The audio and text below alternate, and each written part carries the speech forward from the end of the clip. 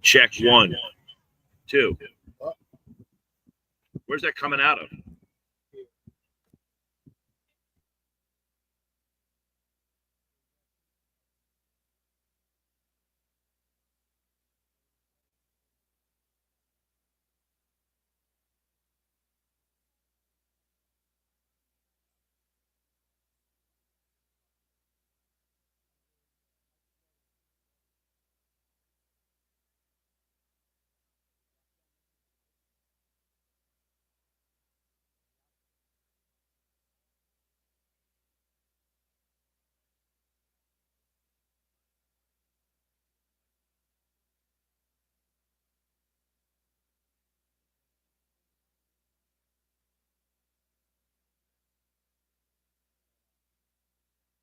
Per gallon bonus.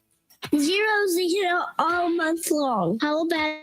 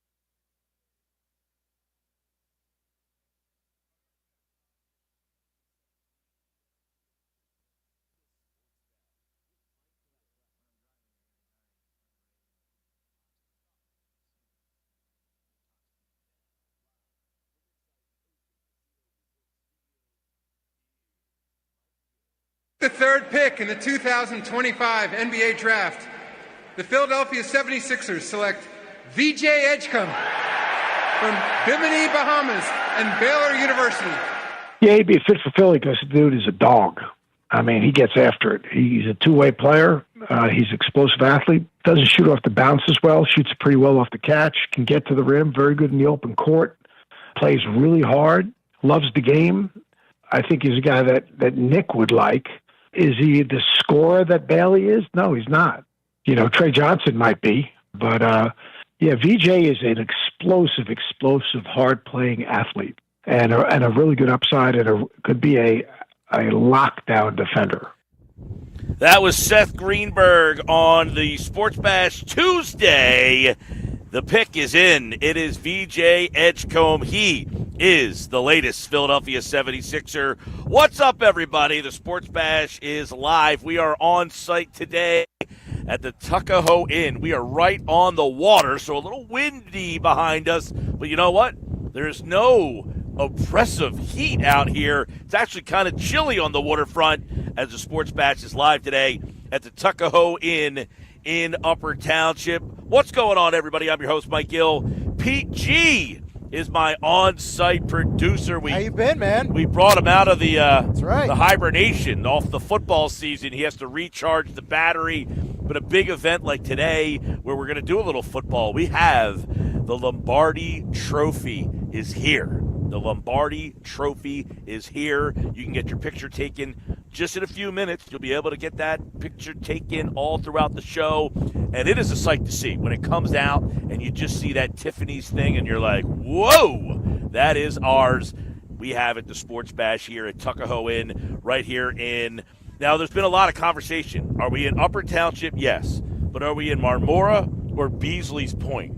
Well, driving in here, I did see a sign that says, "Welcome to Beasley's Point." I saw that sign as well. But, Josh pointed it out to me. But on the Tuckahoe Inn's website, it says Marmora. So it raised some questions of whether we are in Marmora or whether we are in Beasley's Point today. Now, if you were, let me ask you a question. If you were to mail something to the Tuckahoe Inn, what's the address? I don't know. Marmora? I think that's where the confusion comes in because of the zip code. If you mistakenly put Beasley's Point on there, is it going to get to its destination? Right. I don't know.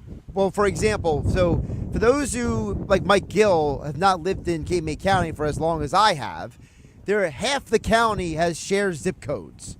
So there's Marmora, Beasley's Point, and other towns. They all have the same zip code. So maybe if you go to the post office, you got to put Marmora. They don't know where it's going. They have a post office here because I live in Egg Harbor Township, and we do not have a post office. There's a Marmora post office, correct, but not a Beasley's Point post office. So there lies the rub right there. Yeah. I think Marmora is the answer. So we're in Marmora, not Beasley's Point. I would say Marmora. No, because if you notice, there's a sign, as you said, Pete, welcome to Beasley's Point. Well, there's all these little sections. It's what's confusing in this Cape May County area. You're in the, Cape May Courthouse section of Middle Township. Like, why does it have to be in a township? Just be its own town, right? That's the confusing part. Because we're in the Upper Township, but are we in the Beasley's Point section of Upper Township? Wherever the answer is, we're at Tuckahoe Inn. Upper has Palermo, correct, Marmora, Seville, Petersburg. Right. Petersburg. Yeah, don't forget the Petersburg people. Yes. All right. We're at Tuckahoe Inn, and we'll be here till 6. We got the Super Bowl Lombardi Trophy. We're going to allow people to get their picture taken with that all the way up there till 6 o'clock tonight. You'll be able to come on out. Never really sat outside here before. This is a great spot. It's nice and cool here, man. I'm going to need a hoodie, actually. You said you were chilly. But last night, the 76ers, with the third pick in the draft, they took VJ Edgecombe. And I know there was a lot of speculation on what the Ace Bailey thing was going to be. The Sixers decided to bypass Ace Bailey last night. They go with VJ Edgecombe. We're going to talk to Paul Catalina, who covers the Baylor Bears for 365 Sports in Waco, Texas, to give us a little insight. He followed him for his 1 year in Baylor, going to tell us what he thinks about the pick and the fit. To me, I look at it like this. I was out on Bailey. I had zero interest in Ace Bailey for this 76ers team. From the get-go. Pretty much, even before He did not want to work out here. I just said, you know what? There's something about him that I just don't like. There's just something that rubs me the wrong way, and it's not that I don't think he's going to be good. His mindset or his game?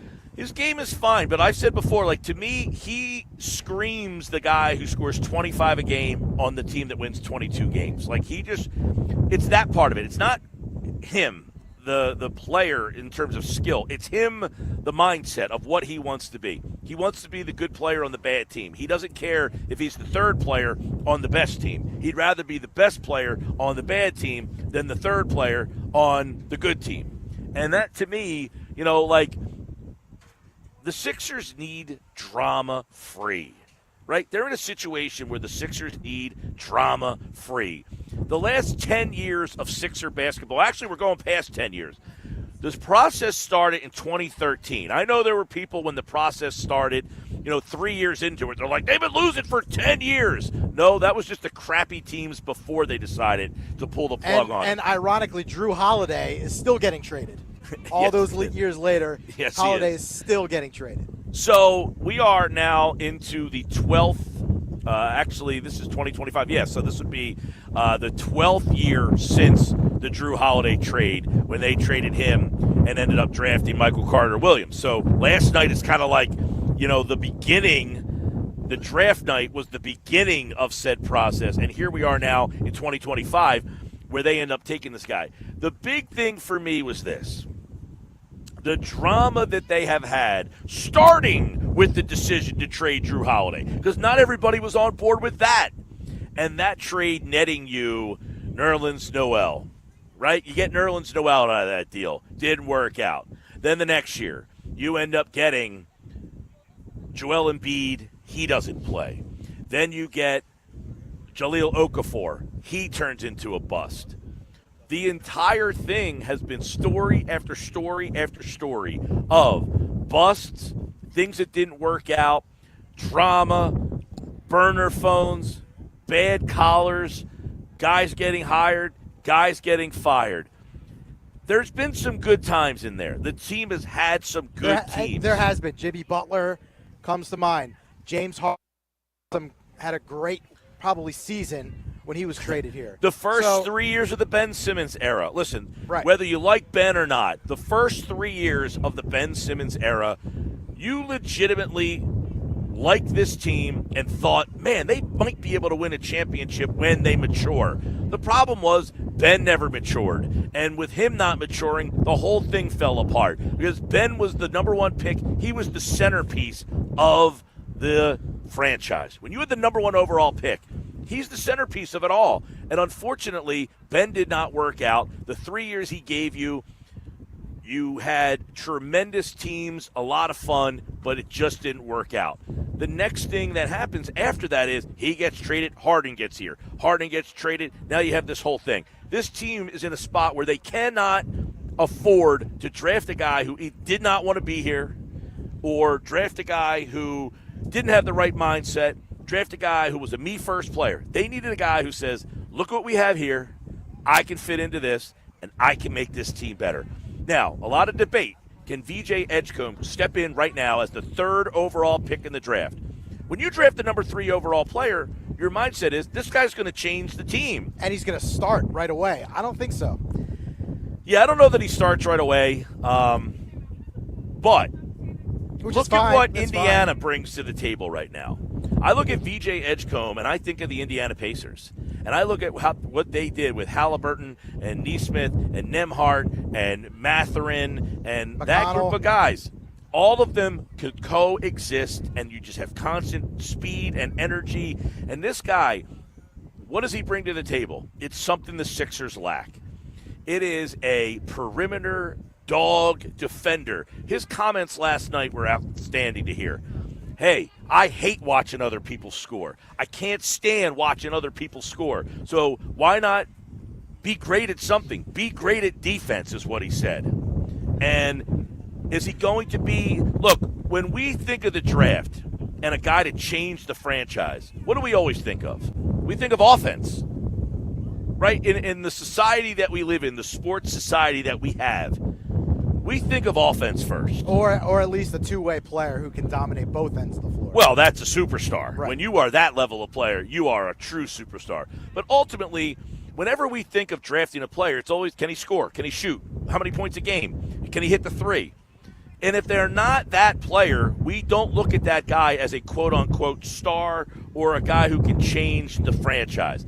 I'm not here to tell you today that VJ Edgecombe is going to change the franchise in terms of now that you have this team, you're an automatic NBA championship level team. But what I am here to tell you is I think he's a really good fit to help with the culture of the organization of this is a guy who's not, I need to score 25 points a game. If he scores 14, great. He's here to have a role on a team that is already established. Now, I can see everybody rolling their eyes talking about the established part. Joel Embiid is the MVP of the league. Now, did you hear the little update they had on him last night? I did, from Daryl Morey. I did, yes. Daryl Morey did provide an update on Joel Embiid last night. Here is what Daryl Morey said last night. He gave a little medical update on Joel Embiid. Take a listen. Spoke to Joel today. He's very engaged, attacking rehab, doing everything he can to be out there. He had a meeting with Dr. Glashow this week. All things, to use the NASA term, nominal.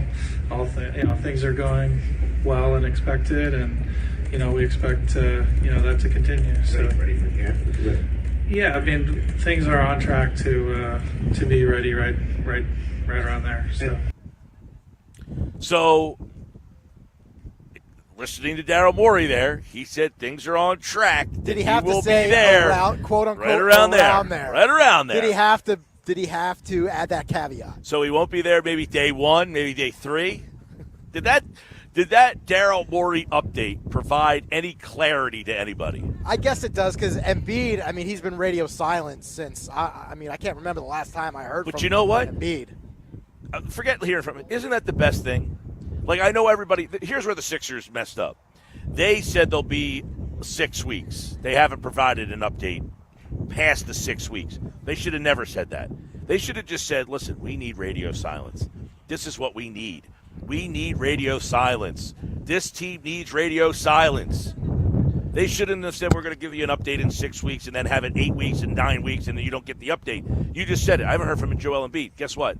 Out of sight, out of mind. It's like a wrestling character. Write him off TV for a little while, and then when he comes back, get the big pop. That's what they need from Joel Embiid. You know what's the worst thing is when we see the Ben Simmons workout video. Yeah. It always resurfaces, and then everybody can sit there and take shots at Ben Simmons. There was a Ben Simmons workout video again yesterday of him shooting really? 3-pointers. Yes. Wow. I mean, what an idiot. Why would you do this to yourself? Just say he likes the attention. Nothing. And then when the season starts, Joel, he should even show up the first night wearing the mask that he wears when he breaks his face every other year. He's probably going to have to get that thing out anyway. Phantom of the Opera? Yeah. Just put the mask on and show up opening night and just ball out. I mean, but VJ But what is Edgecombe, the long-term to me, prognosis? That's the main well, that's question. a fair question, Pete. The long-term prognosis for Joel is who knows? We don't know. It's one of those things where you have to take a look at it and say, hey, can we get one or two more bites of the apple with him playing at an MVP level? Because I'll say this, okay? I know there's a lot of people out there that are done with Joel, and I'm not here to change your mind on that. Okay, if you are done with Joel, then it's your prerogative. I'm not saying you're wrong. I have no idea whether Joel can play or not. Here's what I will say. This is what I will tell you, in my opinion, of Joel Embiid. By the way, my man Jeff in Ocean City's in the house. And, Jeff, I hope I didn't give you any losers last night. I don't remember my plays. But that being said, what I will tell you, in my opinion, on Joel Embiid is this. Joel Embiid was the MVP of the league. Don't forget, not last year, the year before. He was the best player in the league. When he played last year, 19 games, he was not healthy. That was apparent. He was sloshing up the court on one leg. And yet, he still was a pretty darn good player. He wasn't the player that we thought or that we remember. He's not the Joel Embiid that was the MVP. But in those 19 games, they beat the Celtics on the road. They had some competitiveness to them. Is it so ridiculous to think that Joel Embiid can play another year or two at a maybe not MVP level, but at a level that is far superior to other, centers in this league, and that if he is the other guy, Maxey becomes the guy, and now Joel becomes the other guy. Is that a recipe for Sixers success where you have Maxey as the lead ball scorer, Joel as the guy who kind of hits that elbow jumper, Paul George kind of sitting in the corner shooting threes, McCain on the wing kind of doing his thing, then you have this defensive stopper in VJ Edgecombe that comes in. Look, these are all best-case scenarios. Well, is this team at a point where they need to transition from building around Joel Embiid to now building around Tyrese Maxey, Jared McCain, I think so. VJ, and whoever else young player you get here? Pete, I think that's the point, is the fact of the matter is they have to start to transition away, because every time Joel gets hurt, the season is over.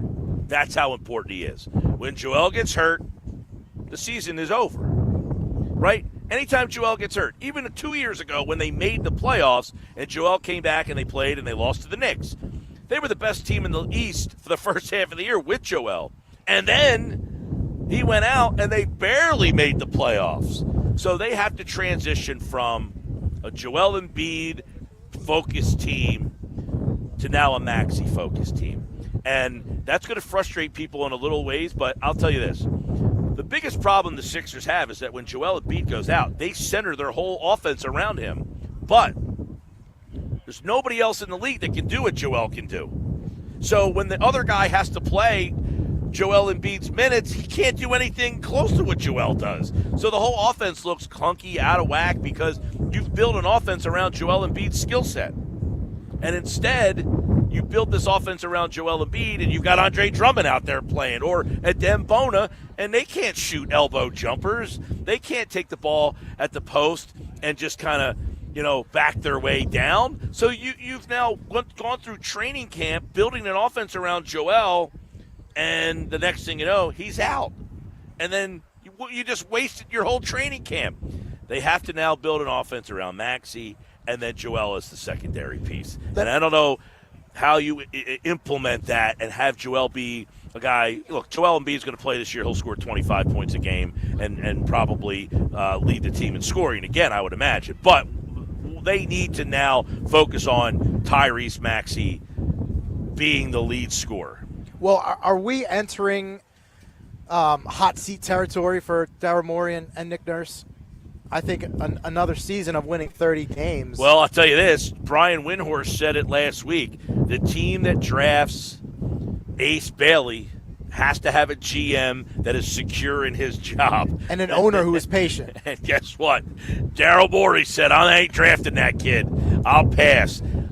Ace Bailey, by the way, ended up in Utah. Give me 2. So maybe Bailey was never the pick. Maybe it was always Edgecombe, and the rest was just smoke screens and hearsay. I mean, Morey said last night, him not showing up didn't really matter. Who knows? I mean, people take what some of these guys say and think that like it's gospel. Like Daryl Morey's going to come out and say, the fact that he didn't show up, that's why we didn't pick him. You really think he's going to come out and say that? He should. I certainly think it played a role in why they decided, you know what? We might have to think about going another direction here, because there's a lot of people that thought Ace Bailey was the better fit for this team. In today's NBA, what is a good fit? What's a good fit? What's a bad fit? It's all positionless basketball. There are no positions. Indiana rolled out 4 guards, 3 guards, at a time. Oklahoma City, they had Chet Holmgren, then wrapped around him, you had a bunch of just wing players and Shai Gilgeous-Alexander. So, I don't know that there is a perfect, quote-unquote, fit in today's game anymore. But there is a skill set that you need to have to match up with those teams that you just mentioned. Well, did they – and that's a good point that you bring up. Did they get a guy last night that matches up skill set with some of the – you get VJ Edgecombe and you say, hey, VJ Edgecombe, can you defend Tyrese Halliburton? Yes. Can you defend Shai Gilgeous-Alexander? Yes. Can you defend Jaylen Brown?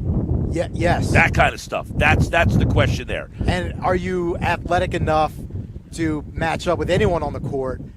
Can you finish the way that we've seen in these highlights Edgecombe do at Baylor? I think so. All right, 609-403-0973. I see text messages coming in. We'll get to the text board on the other side, 609-403-0973. If you want to pop a text, thoughts on VJ Edgecombe. Did they nail the pick? Did they completely mess this up? I know there are people. Morey's the worst. He never makes the right decision. Well, did he make the right decision? So last night, you say, hey, Morey, he makes the right pick. Well, someone says, well, that's the right pick because the other guy said he didn't want to play here. So then he doesn't get credit for making the right pick, right? Well, anybody could have made that pick. Well, if he's a bad at his job, then he makes the wrong pick. Nico Harrison picks Cooper Flagg. Anybody could have made that pick. That's true. But when you're somebody that doesn't like Morey, and then he makes the pick that you like, well, anybody could have made that pick. Well, not if he's not good at his job. He would have picked the other guy. Right. I mean, Nico doesn't have a choice. He has to pick that guy, whether he wants to or not, because his fans would revolt on him. Phil's lost last night. They did not score.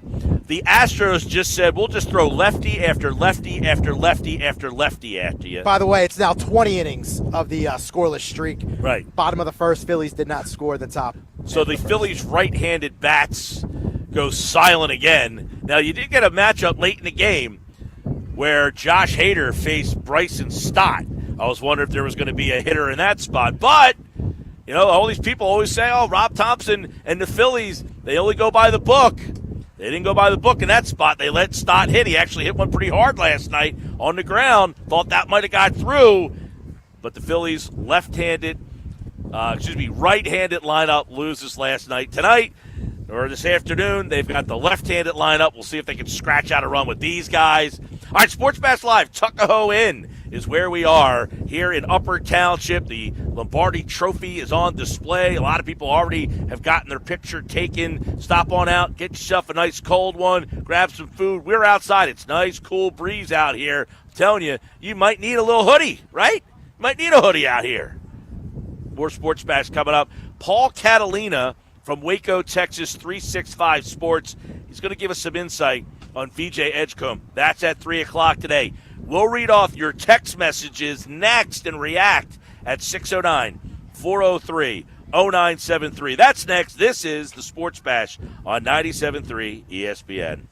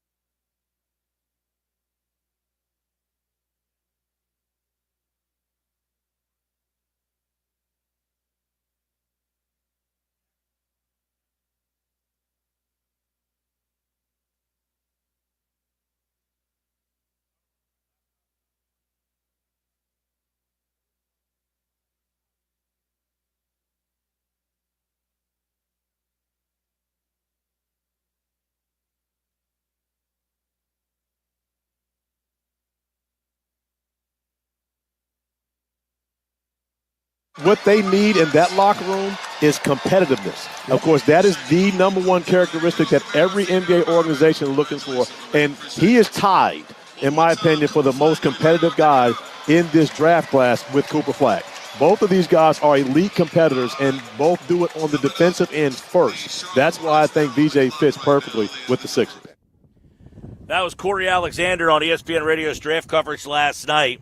He thinks VJ Edgecombe fits perfectly in with the Sixers. What about you guys? 609-403-0973. Draft stuffed. Phillies lose last night. No scoring. So, you know, it's funny. My buddy texted me last night, and he said the Astros just kept throwing lefties at him, and the Phillies had their right-handed lineup last night. So at what spot of the game are you looking at to say they should have hit somebody in this game? You find, Josh, I want you to find, if you can, okay? I don't know if you can find this stat. My answer would be the answer to the question is 0, okay? Now, do you know what the question will be? It's like Jeopardy here. The answer to the question is 0. What is the question? What is the last time a left-handed hitter got a big hit off of a left-handed pitcher for the Phillies? No. Here's the question, that the answer is 0. When was the last time, or how many times, has a team pinch hit for a right-handed hitter against a left-handed pitcher with a left-handed batter? In other words, the left-handed pitcher is pitching, the right-handed batter comes to the plate, and the manager of the team pinch hits a left-handed player for the right-handed player so that he, in fact, faces a lefty versus lefty.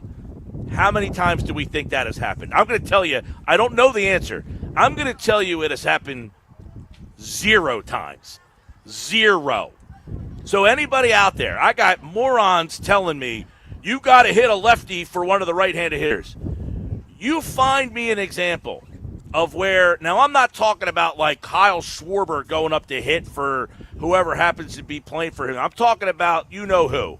The 4 guys at the bottom of the lineup, the platoon players. So find for me a time where the left-handed player in the platoon actually went to the plate and hit against a left-handed pitcher as a pinch hitter. You're kind of talking about Max Kepler. Right, like the pitcher's left-handed, and the player in the game is Otto Kemp or Buddy Kennedy. Or Rojas. Rojas, right. The left-handed player in the platoon, which would be Marsh in this situation, right? Or Kepler if you were talking about. Or Kepler. Marsh, yeah. How many times has it happened where the left-handed batter pinch hits for the right-handed batter to then face a lefty? It hasn't happened with the Phillies, I'll tell you that, under Rob Thompson. Doesn't happen. I would tell you it doesn't happen ever. You have to be a complete idiot to think they're going to – that any team – forget Rob Thompson. Rob Thompson could be the biggest moron on planet Earth. And there's not one manager – and by the way, it's not even the managers. This is a organizational philosophy. But since people are so blockheaded that they can't come to terms with that, I'll play along. So, there's not one big league manager who would make that move. So I went and checked with 2 different AI. So according to Meta AI. Well, that's not very reliable, but okay. Did you check with Gordon? Can I finish this? I don't even know the answer. I don't even know the answer, but even if the answer supports what I'm saying, I'm a little iffy on that answer. But go ahead. Well, I ran it through the search engines, okay? So according to one AI, there's a website called Applied Vision Baseball that says that your scenario has never happened. I ran it through another AI search, and it says that according to Baseball Reference, Fangraphs, and StatHead, your specific scenario is not being recorded since 2000. Okay, so in 25 years, there has not been one instance where a manager willingly hit a left-handed hitter against a left-handed pitcher as a pinch hitter. In other words, it's late in the game. You have a right-handed platoon player up. The team brings in a lefty, and then the manager says, timeout. I'm going to hit for that guy right now, and I'm going to hit a lefty against him. You'd have to be an absolute idiot to make that move. I mean, seriously, to even recommend the possibility of the move, I don't care that it's Johan Rojas. Okay, the problem that Rojas is the best option, that's your problem. Right. The problem isn't that the manager wouldn't hit for Rojas. It's that Rojas is your option because you're not going to hit a lefty in that spot. Now, last night, I was pretty shocked. That he didn't hit for Stott in that spot. Like, Stott's a left-hander. He did not change and go to the right-handed hitter in that spot, which would be normal, right? Stott is a left-handed hitter. There is a left-handed pitcher. Stott can't hit lefties. This is telling you how bad he thinks his options were. That he said, you know what, I'm just going to let Stott hit here. But the difference is Stott started the game. So he could just say, I just left him out there. He started. We're going to play him. He definitely is not going to pinch hit a left-handed hitter for a right-handed bat. That would be ridiculous. And a lot of it has to do with the injury to Bryce Harper.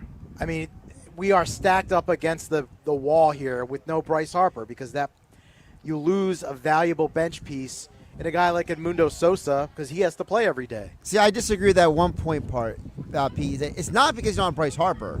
It's because the president of baseball operations built a flawed roster.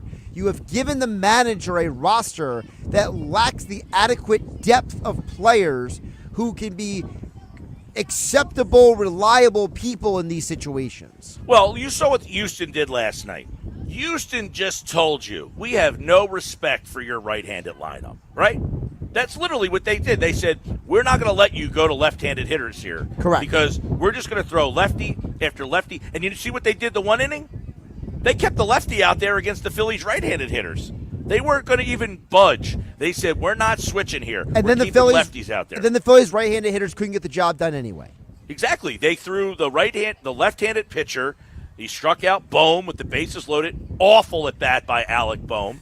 That was the eighth inning. Yeah. That was the eighth. And then, of course, Castellanos grounds out. So they had a left-handed pitcher, and they didn't change the pitcher. They said, we're not getting the lefty out of the game. We're going to make you keep your right-handed bats into this game because we do not respect Otto Kemp. We don't respect Buddy Kennedy. We don't respect any of your right-handed bats. Of course, Rojas. Rojas is the worst of them all. Then we don't respect them. We're not going to switch them. We're going to make you keep your right-handed hitters out there. And because they know the Astros organization does the same thing as every other organization in baseball, just like the Phillies. They know the Phillies aren't going to hit a left-handed hitter against a left-handed pitcher. They'd be crucified for that. Hey, Rob Thompson, why did you hit Brandon Marsh against a left-handed pitcher? He hasn't got a hit off the lefty since the Clinton administration. I mean, it goes back years now where the World Series against the same Astros team, they couldn't hit Valdez then. They couldn't hit him 2 days ago. Nothing's changed. We talked about it, yesterday. The Phillies face the Dodgers late in the game like the Astros. The Astros have Josh Hader. That's their closer. You're going to have to figure out a way to beat him with right-handed hitters. And the Dodgers have the same thing. You have to figure out a way to get runs against Tanner Scott with a right-handed lineup. You don't have it right now. What else we got on the text board? We got a bunch of stuff on the text board we haven't gotten to yet at 609-403-0973. First of all, and I'm not going to get to the one texter yet because he just keeps blowing it up. But let's start with Phil in Brigantine because he's a more respectable individual. He says, Mike, how about Dombrowski figured out the last couple of seasons the playoff woes have been their offense and have a plan to have a competent right-handed bat either in the lineup or coming off the bench and then fill out the bench after you have that right-handed hitter, says Phil in Brigantine.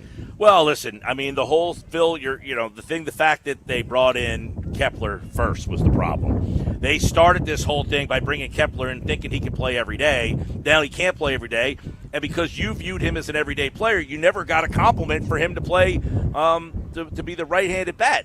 You've never upgraded the center field situation. You just went back out there for the third season of Johan Rojas being the right-handed option in the platoon. You know Marsh can't hit lefties, and yet you haven't done anything to fix it. So there's, a complete overlook by Dave Dombrowski, 100%. And, you say, well, they'll do something at the deadline. Well, then the deadline comes and there's nothing available. Yeah, I don't think so. From what I've been reading, I don't think the priority from Dombrowski's standpoint is the lineup. I think he's looking at bullpen help. Well, which they Dombrowski need too. was on the Starkville podcast the other day, and you're right. He gave no indication that he thinks he needs any upgrades to this offense. He says, we're going pretty good right now. Well, that was before they played Houston and haven't scored now in 2 days. And by the way, the game is in the bottom of the second. The second inning, the Astros just scored. All right, so it's 1-0 Astros. It's Sanchez today against Brown. So now we're at 21 scoreless innings for the You are correct. By the way, the Phillies lineup today, it's Turner, Schwarber, Boehm, Castellanos, Kepler, Kemp, Stott, Marchand, and Marsh. So you got your lefties in the lineup today with Kepler, Stott, and Marsh. They're playing. You got Marchand, who's a switch hitter. Max Kepler right now, 210 with a 302.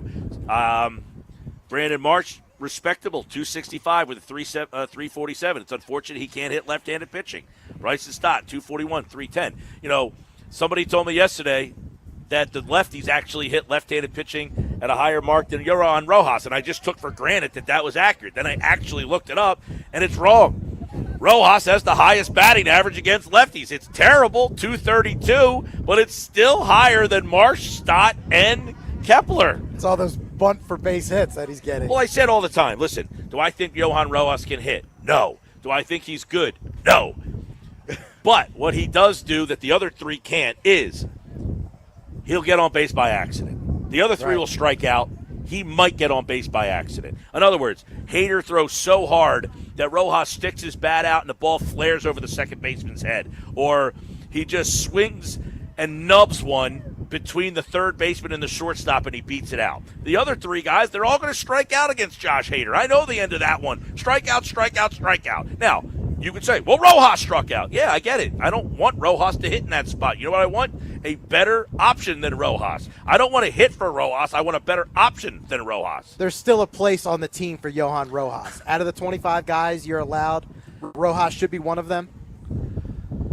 I mean, on a good team, not really. I mean, on this team, listen, Rojas could be a defensive replacement and be a guy who not for Castellanos. Don't go there. And be a guy that can steal a base. Although the problem with him being the guy who steals the base is he's oblivious on the base pass, too. He's a terrible base runner. Yeah, he doesn't make great decisions at times. I have been more of a Rojas guy than most people, but I can't sit here and say when I'm defending Rojas against the other options, I'm not defending Rojas as a player. He stinks. He stinks is what he does. I can't understand how the Phillies look at this and said, yeah, this is what we're going to go with again. How do you watch 3 years of this and say, yeah, you know what, Marsh and Rojas are really, that gives us a lot of options in center field. Whenever Rojas plays, you can't. Whenever Marsh plays and they throw a lefty pitcher, you can't hit from Marsh because Rojas can't hit. Right. It's true. He cannot be a right-handed bat in a platoon. That's the problem. What else we got? Okay. Also on the text board, couple more I want to get to here before we get to wrap this up. But one person earlier said, you guys are funny. All of a sudden you care about the defense with the Sixers. Meanwhile, some of you want to kick Rojas out of town. What the hell does that have to do with with apples anything? to oranges? Well, the person was saying that you care about defense with VJ Edgecombe, but then yet, people will want to get rid of Rojas. Well, I care about defense with Jalen Carter and Cooper DeJean, too. I mean, they're completely different things. That's the dumbest text of the in a long line of bad text, that one's at the top. You get that. That one was terrible. I'm just reading you what's on the text board. Steve from EHT chimes in. He says, now remember, just preface it, Mike, remember Steve in EHT is the one who hates Rob Thompson, so just keep that in mind. But the one coherent text he sent in, it says, so Topper lets Stott hit versus Hader. Good move. Topper lets Rojas. Hold up. So Topper lets Stott hit against Hader. He likes that move, he's saying. Well, no, he's saying that you're saying good move. He says I didn't say that at all. I didn't say that.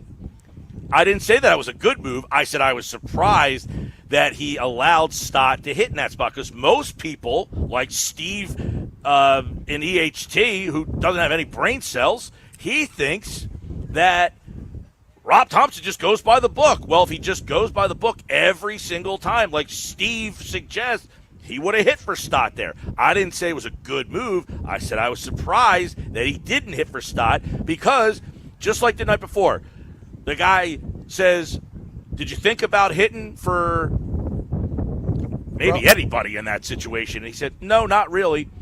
What was he supposed to say? Yeah, I thought about it. Then I looked down my bench and I saw 3 crappy lefties and said, no, I can't hit for any of these guys. Was that the answer that you wanted? Hey, Rob, did you think about hitting for Rojas in that spot? Yeah, of course I did. I'm not an idiot. But then I looked down my bench and saw Brandon Marsh, Max Kepler, and Bryson Stott were my only 3 options. What would you do? That's what he should have said to the guy, but he's not going to say that to the guy. Well, to it was the reporter. tough because in that instance, Buddy Kennedy and Rojas back-to-back in a 1-0 game in the top of the 9th inning. So would you have hit Brandon Marsh or Max Kepler for either one of those 2? Yes, I probably would have. Well, what team is going to do that? You ever see, and goes back to the question I asked at the beginning, what team hits a left-hander to pinch hit against a left-handed pitcher? Listen, Buddy Kennedy is a AAA player. He has no business going up against Josh Hader. I agree. Okay. But that's what he's been given. And so Brandon you just let Marsh, it happen? You pray that he's going to get a infield hit or a base hit? the same way I would pray if Brandon Marsh was up there. You know the outcome. You've seen it. He strikes out every time. Josh Hader isn't some lefty. He's the best left-handed reliever in baseball. Right. That's a huge difference. No, I know. I'd like you to change your answer and sound like a logical person now. I mean, come on. You're living in a fantasy world like the text message people here. You're going to bat a left-handed hitter who can't hit a lefty. If the left-handed pitcher walked up with the ball in his left hand and put it on a tee, they still wouldn't get a hit off of him. Let's squeeze in one more. He would say, I got to hit off a lefty. Yeah, I put it up on the tee with my left hand. He'd still strike out. What else you got? I just want to squeeze in. The Edgecombe defense and the Rojas defense text, I'm still perplexed by that one, of how that has any bearing on anything. Well, that's probably why and by the way, I have no problem with Rojas playing center field defensively. They want to keep him to be that guy. Have a blast. Just find a better right-handed hitter in the platoon. That's all. Let's try to get at least one more text in here. Cole from LBI says, the way Dombrowski built this roster is perplexing.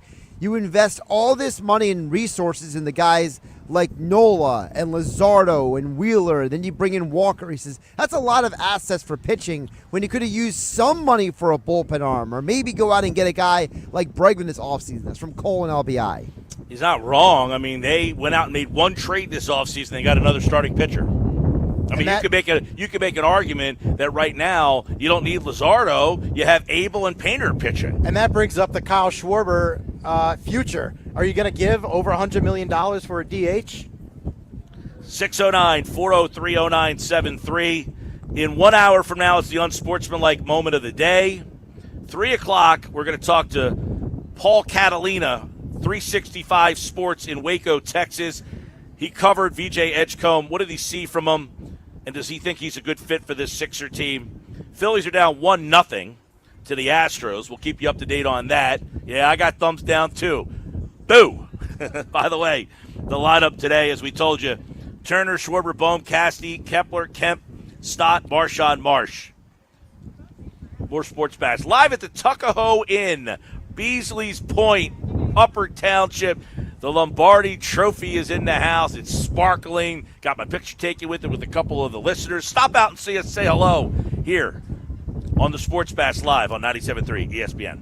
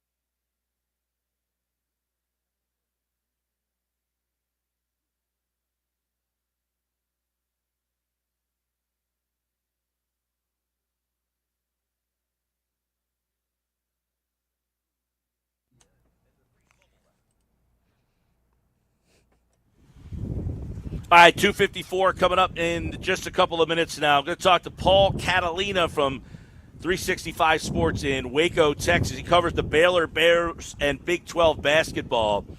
By the way, you met Paul at the Super Bowl. I did. Nice guy. Nice guy.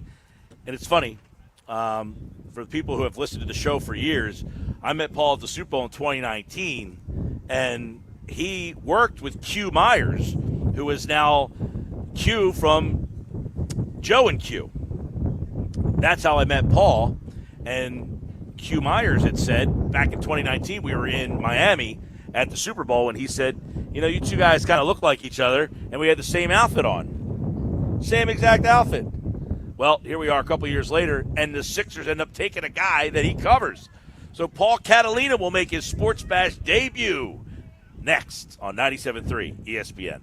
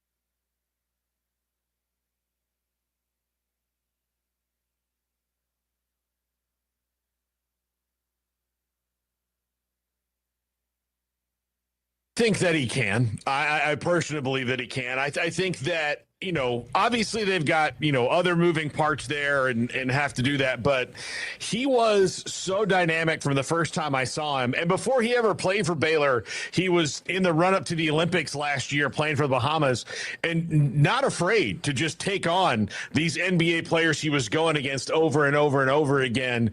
So he has no fear. I don't think, especially talking to the coaches, that he quite knows how good he is or can be yet because he's so young. I mean, he's a pup. He's 19 years old. And, he's one of those guys that's got an interesting duality. You meet him, you talk to him, and he's the sweetest kid in the world. And then when he gets on the court, I mean, he's just unafraid. And it is, it's kind of amazing because I've met those guys that are really talented, but they're a little bit timid, or they're a little bit, like, oh, that's a nice kid there, good kid. And then they get on the court and you see like, yeah, stop being so nice. But he's not that way. And his potential is really, really untapped. I know Baylor fans would have let him see the old days where you had to play 2-3 years, like fans used to get to see. But, they've become very used to the one and dones, and he's the highest draft pick they've ever had from Baylor. And Scott Drew's on a run of 6 first rounders in the last 5 years. So it's not like this is kind of out of nowhere for Baylor and their talent. All right, so he's a 19-year-old freshman, obviously one and done. As the season went on, did he continue to wow, this guy's getting better and better, or was it right away when he stepped on the floor you could see this guy's a difference maker? He was the Big 12 Freshman of the Year. Yeah, it was right away. You could see how much he impacted it. And he fortunately, because it was an Olympic year, he had that practice time, that time to get some confidence in his game. A lot of times you see the one and dones come in, well, they don't have that Olympic, or they don't have that, kind of, big time talent practice time to get up to it. But, he, comes into Baylor in June, basically has to go play for the Bahamas for a month and then comes back. So he's already been in competitive basketball all summer long. And then by the time he gets into fall workouts and all that, he's in a rhythm. So he was able to kind of hit the ground running. Now he did have several little bumps and bruises, minor injuries, and Baylor had a couple of severe injuries that kind of limited them, and it was hard. So if you look over his game by game, you're going to see it might look a little streaky because, again, he's also a young player, but there were some games where basically the game plan was hey, VJ, you got to go out and bomb. And if you miss your first 7 shots, don't worry about it. You can maybe make the next 7. But it was like that. But this is a guy who, when he makes those first 7, he's going to make the next 7. It's going to be ridiculous.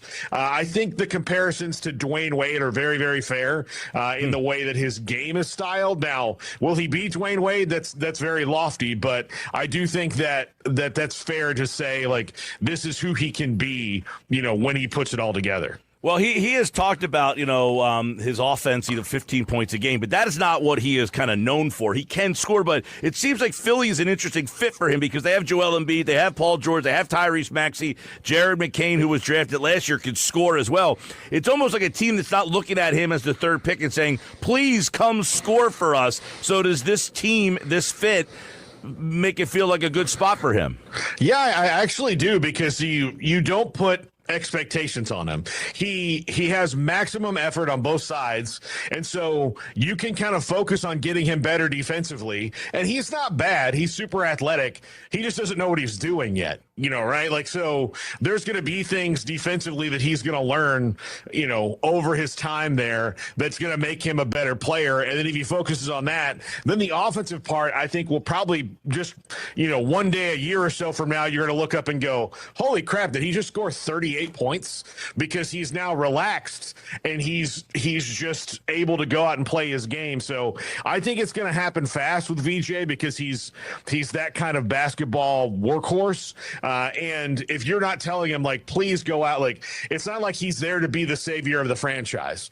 This is a team with a ton of veterans that has, that hit an injury wall this year. They've got tons of guys. They've got guys. I mean, look, if you're Paul George and you're Joel Embiid, you are getting the title is the only thing you're worried about now. It's not money. It's not this. It's not all that. So you have those veterans. So you don't have to worry about him being the guy who's, like LeBron was for the Cavs or anything like that, where this has to work out or everyone's getting fired and starting over. This is, obviously the lottery is it's the luck of the draw kind of a thing if you don't believe in the conspiracy theories. But Philly, they really hit a good spot here at 3, and to get a guy like VJ who's already super talented that can just, come in and be himself and not have to be, you have to save us. That's a kind of a perfect fit for him. How do you envision him stepping in day one and helping this NBA team? I think initially it's just going to be for some energy. Maybe he starts. I don't know, but I doubt it. You just listed, who the starters are, and there's going to be some veterans that are going to be in a better spot to start a game. But if he's the first guy off the bench to get you some energy minutes, to get you some, bomb a couple threes and, make a team use a timeout, that's what he's going to be early on, is scoring. And look, here's the other thing. I say bomb threes. He's good at that. He's also, even though he's only 6'4", I say only 6'4", I would kill to be 6'4". I would kill to be 6'4". But even though he's not a guy who, is going to overpower you with his size, he's very strong, he's very quick, and he likes taking it to the rack. He doesn't mind throwing up a fancy dunk, and posterizing some guy, or, taking that short little jumper. He likes scoring in all the different ways he can score. So those are the things that are going to be good. And then, like I said before, defensively, he's maximum effort. Now, maximum skill on that, not yet, but he's got the athleticism. You just got to learn how to do it. Yeah, Paul Catalina's with us, 365 Sports, Waco, Texas, covers Baylor, has seen plenty of VJ Edgecombe up close. Yeah, you watch the videos, you see the explosion, you see the vertical, you see him get off and just slamming dunks down and do all that kind of stuff, and you're wondering, how do you harness all that? He's a 19-year-old kid. What does he look like as a 25-year-old pro? Mm-hmm. Yeah, I think as a 25-year-old pro, you're looking at a guy who is very skilled, oh crap, we're playing VJ tonight. I think that's going to be how he is. And look, I'm biased because I've watched him. I know him. I've covered him. But I just think that, and look, Baylor's had some really good players that have been in the league over the years, but there's never been a guy like this where the minute I saw him, I was like, oh crap. And that includes Keyshawn George, who's having a really good run early on in his career. And that, guys like that have been really good right away in the NBA, he's got more potential than them, and they had tremendous potential. Yeah, Baylor's had a lot of players. This program has been pretty good for a while. It sounds like you're insinuating of all the Baylor players over this Drew era out there, Scott Drew, the coach there, Baylor's been a top 5 program probably, over the last 5-6 years. You think VJ Edgecombe could be the best of this crew? Yeah, I do. I don't because he only played 1 year, he would never go down as the best Baylor player of all time. That's Davion Mitchell, and they're Vinnie Johnson's second, the microwave and all that. But I think he's the most talented. Davion Mitchell, who came in, he was talented, but the reason he made it to the NBA is because that dude likes 2 things, basketball and pizza, and that's it. He just that's all he thinks about. It's I'm gonna go play basketball, and VJ is like that, but he just has that talent that the gods put that in him, and he's ready to go. And because and look, he said it last night, they came from nothing in the Bahamas, so he's very driven, and he's very grateful for where he's been. And Coach Drew is the perfect guy for a guy like VJ, because he's probably the most nurturing head coach you're ever going to see in your life. And so far, just 1 year in, you can see how that's helped VJ become the 3rd pick in the draft. Yeah, Paul Catalina, 365 Sports out of Waco. Yeah, how about this process for him? You know, it seemed like Ace Bailey was on everybody's board at number 3. And then slowly, this was bizarre. I mean, he was supposed to work out here. He decided not to work out here. And then all of a sudden, it was like, hey, teams like VJ Edgecombe, are the Sixers setting a smoke screen up to say they like Edgecombe so that other teams can get him? You know, does he have this feeling of, hey, people weren't looking at me as the third best player? Is he that kind of, mentality? Maybe. I mean, I don't know if he carries that chip on his shoulder, if he just likes to play basketball and just enjoys it. I tend to think that this worked out better for Ace Bailey did him a favor, because Ace Bailey shows up for that workout. Maybe the Sixers fall in love with him, and then he winds up going to a team where they are hey, I know that you're just a rookie, but we need 20 and we need 25 and 5 a night from you right away. Mm-hmm. And he's like, well, do you know the other guys in the team aren't very good, right? Yeah, but with Philly, he's we talked about, he landed this really good situation, and if I'm Philly, I've went through the Ben Simmons thing where I'm a point guard, or I don't want to be here, or I really want to be here, but I'm hurt. And what hurts? My feelings, whatever it is, whatever they went through with Ben Simmons. If I'm the ownership, if I'm the management, I'm going look, this guy skipped a workout, then he may be great, and look, maybe one day you look back and go, damn, we could have had Ace Bailey too because he's so good. But I'd rather have a guy that wants to, and that's a big maybe, but I'd rather have a guy that is so fired up to be here, that is ready to be here, whose skill set is similar, and really can help us out in a way that a lot of players can't.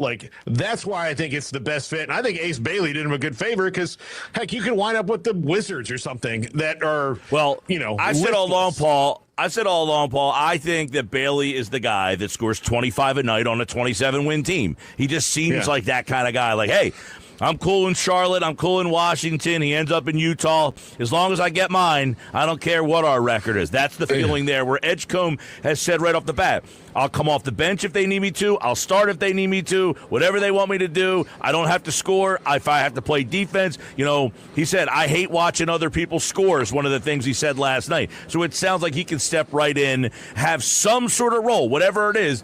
But it's not maybe what we think of the role is for the 3rd overall pick, because of where he ends up landing in this draft, which is Philadelphia, which is a bizarre situation where you have the MVP of the league, Joel Embiid. You have Paul George, a very accomplished player. You have Tyrese Maxey, who just signs this monster deal. They all got hurt last year, which allows them to get to the 3rd pick in the draft. So this is a spot that should be exciting for a draft choice. Instead, people are looking at the Sixers as a disaster. So it's going to be interesting to see how he can fit in and help raise this team up, because they've been a 50-win team, a number 1 seed. They just have not been able to get out of that 2nd round. And now what I want to ask you is, you watch a lot of ball, you see the Pacers, you see Oklahoma City, and they're just throwing duplicitous guards out at you. I know you went to Florida State. You might not know what duplicitous means, but but is that Edgecombe, Maxey, McCain, Quentin Grimes, they all have that kind of same type of game.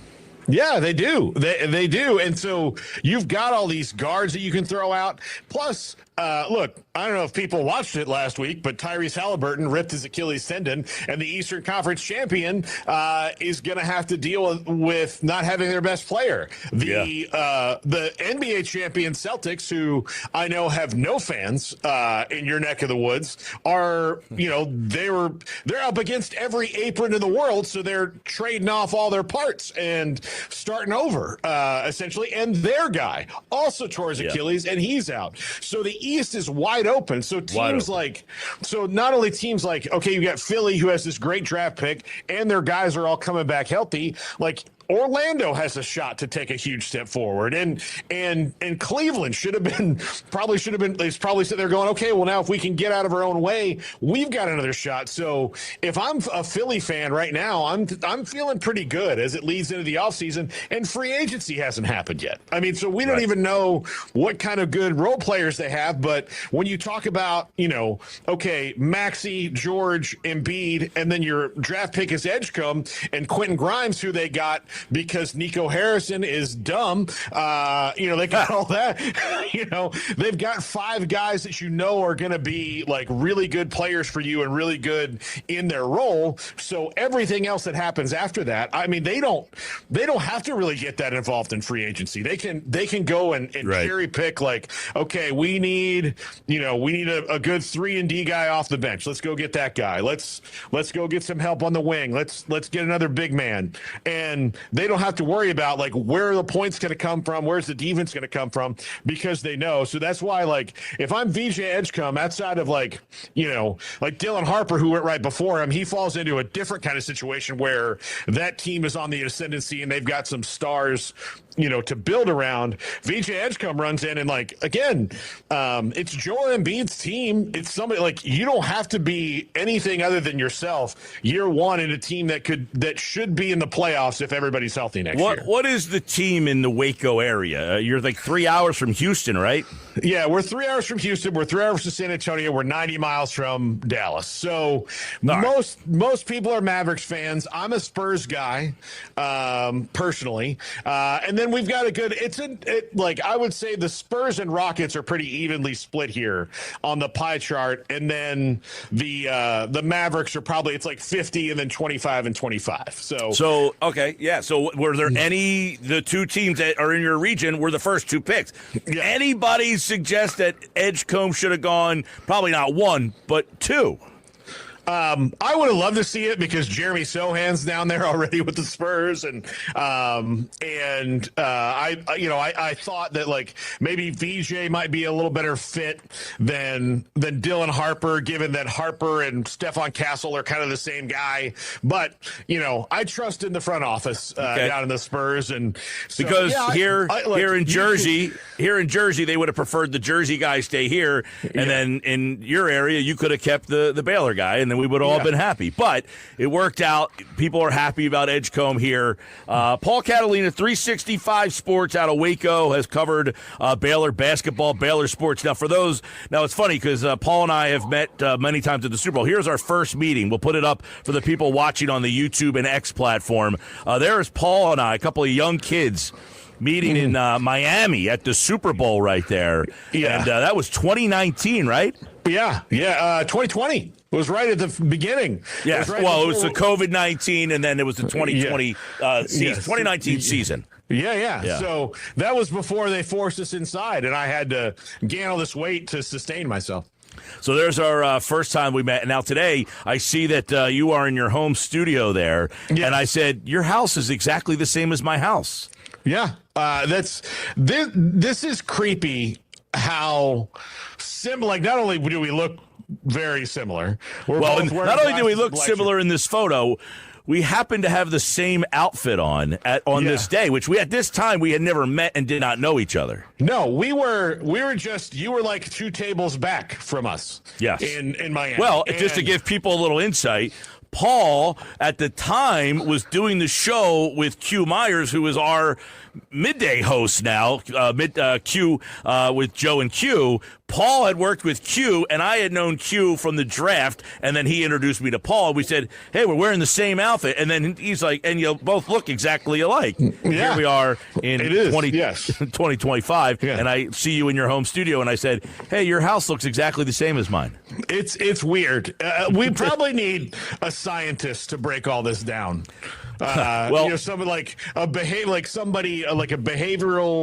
something, or like, I'm sure there's a psychic that's watching somewhere that's like, Well, oddly enough, we both have black polo shirts on today, and glasses. So it's uncanny. It's good to see you, man. Paul Catalina, 365 Sports. I have a question for you. Yeah. I have a question for you. You guys have Wawas up there, which is magical and wonderful. We have Buc-ee's down here. Have you? I've been to both. I would like to know your perspective on which one is better, or if they're just two different kinds of awesome. I have not been to a Buc-ee's. Okay. Yeah, this is like the people in this region. We have the Wawas, and then right around somewhere in middle of Pennsylvania, it switches over to Sheetz. Okay, I've never been to a Sheetz. And the Sheetz is like a Pittsburgh thing, like Altoona, out that way. And I've been to a Sheetz, and the people who are Sheetz people are hardcore Sheetz, and the people who are Wawa are hardcore Wawa. Although Wawa is now going a little bit more south, down into like the Florida, North Carolina stuff. But I have not been to a Buc-ee's. Okay, well, you need to come down here, and I'll take you to a Buc-ee's. We've been planning. We're trying to get a WVU Baylor game at Waco. It just never comes up on the schedule. I know it didn't come up this year. Nope, I thought not again. for sure it would, but these gigantic, stupid conferences that we have now. Yeah, I know. It's hard to get that going. Well, good to see you, man. The Sixers have selected Baylor's VJ Edgecombe with the third pick in the 2025 NBA draft. You can listen to round 2 tonight right here on 97.3 ESPN. Daryl Morey, what will he do? Listen to all the action right here on 97.3 ESPN. Paul Catalina, everybody, we appreciate his insight here on the Sports Bash. All right, coming up, we got so much more to get into live here at Tuckahoe Inn. We will see everybody with the Lombardi Trophy if you're stopping on out here. But more draft coverage, Phillies in action. We got it all for you right here on the Sports Bash.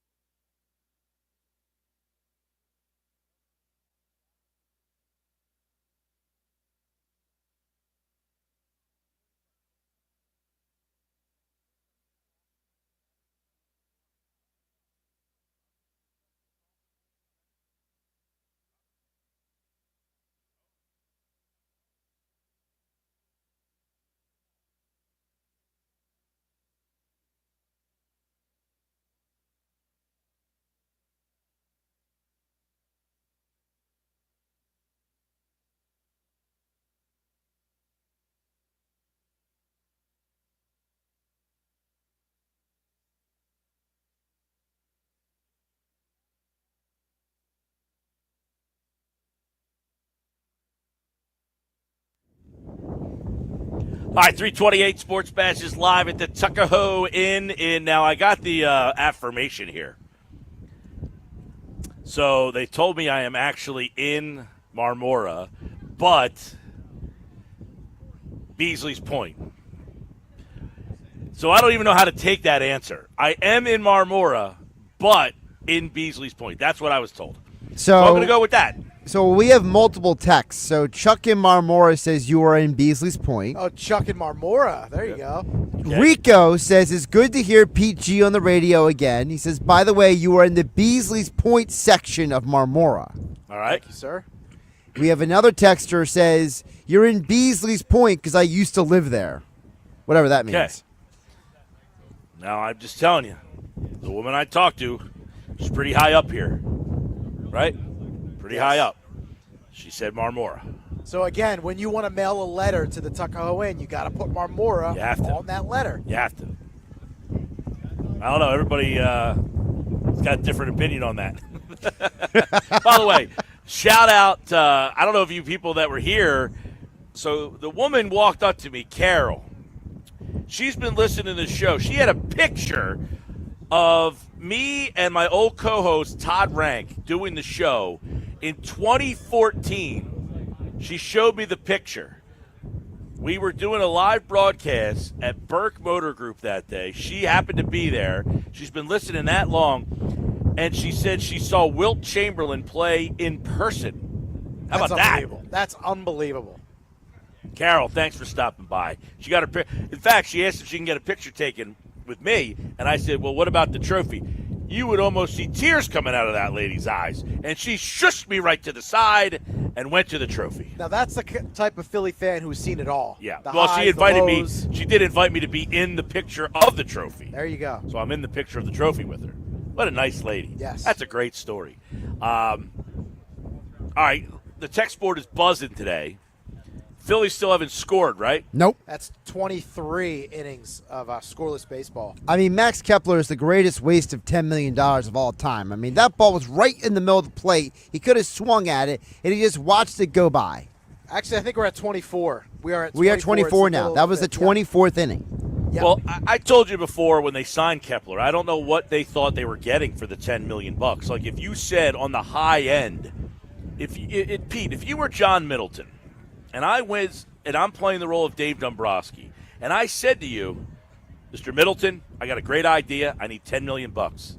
Okay, what for? I'm going to get a left-handed bat to play left field. Don't we have a lot of those already?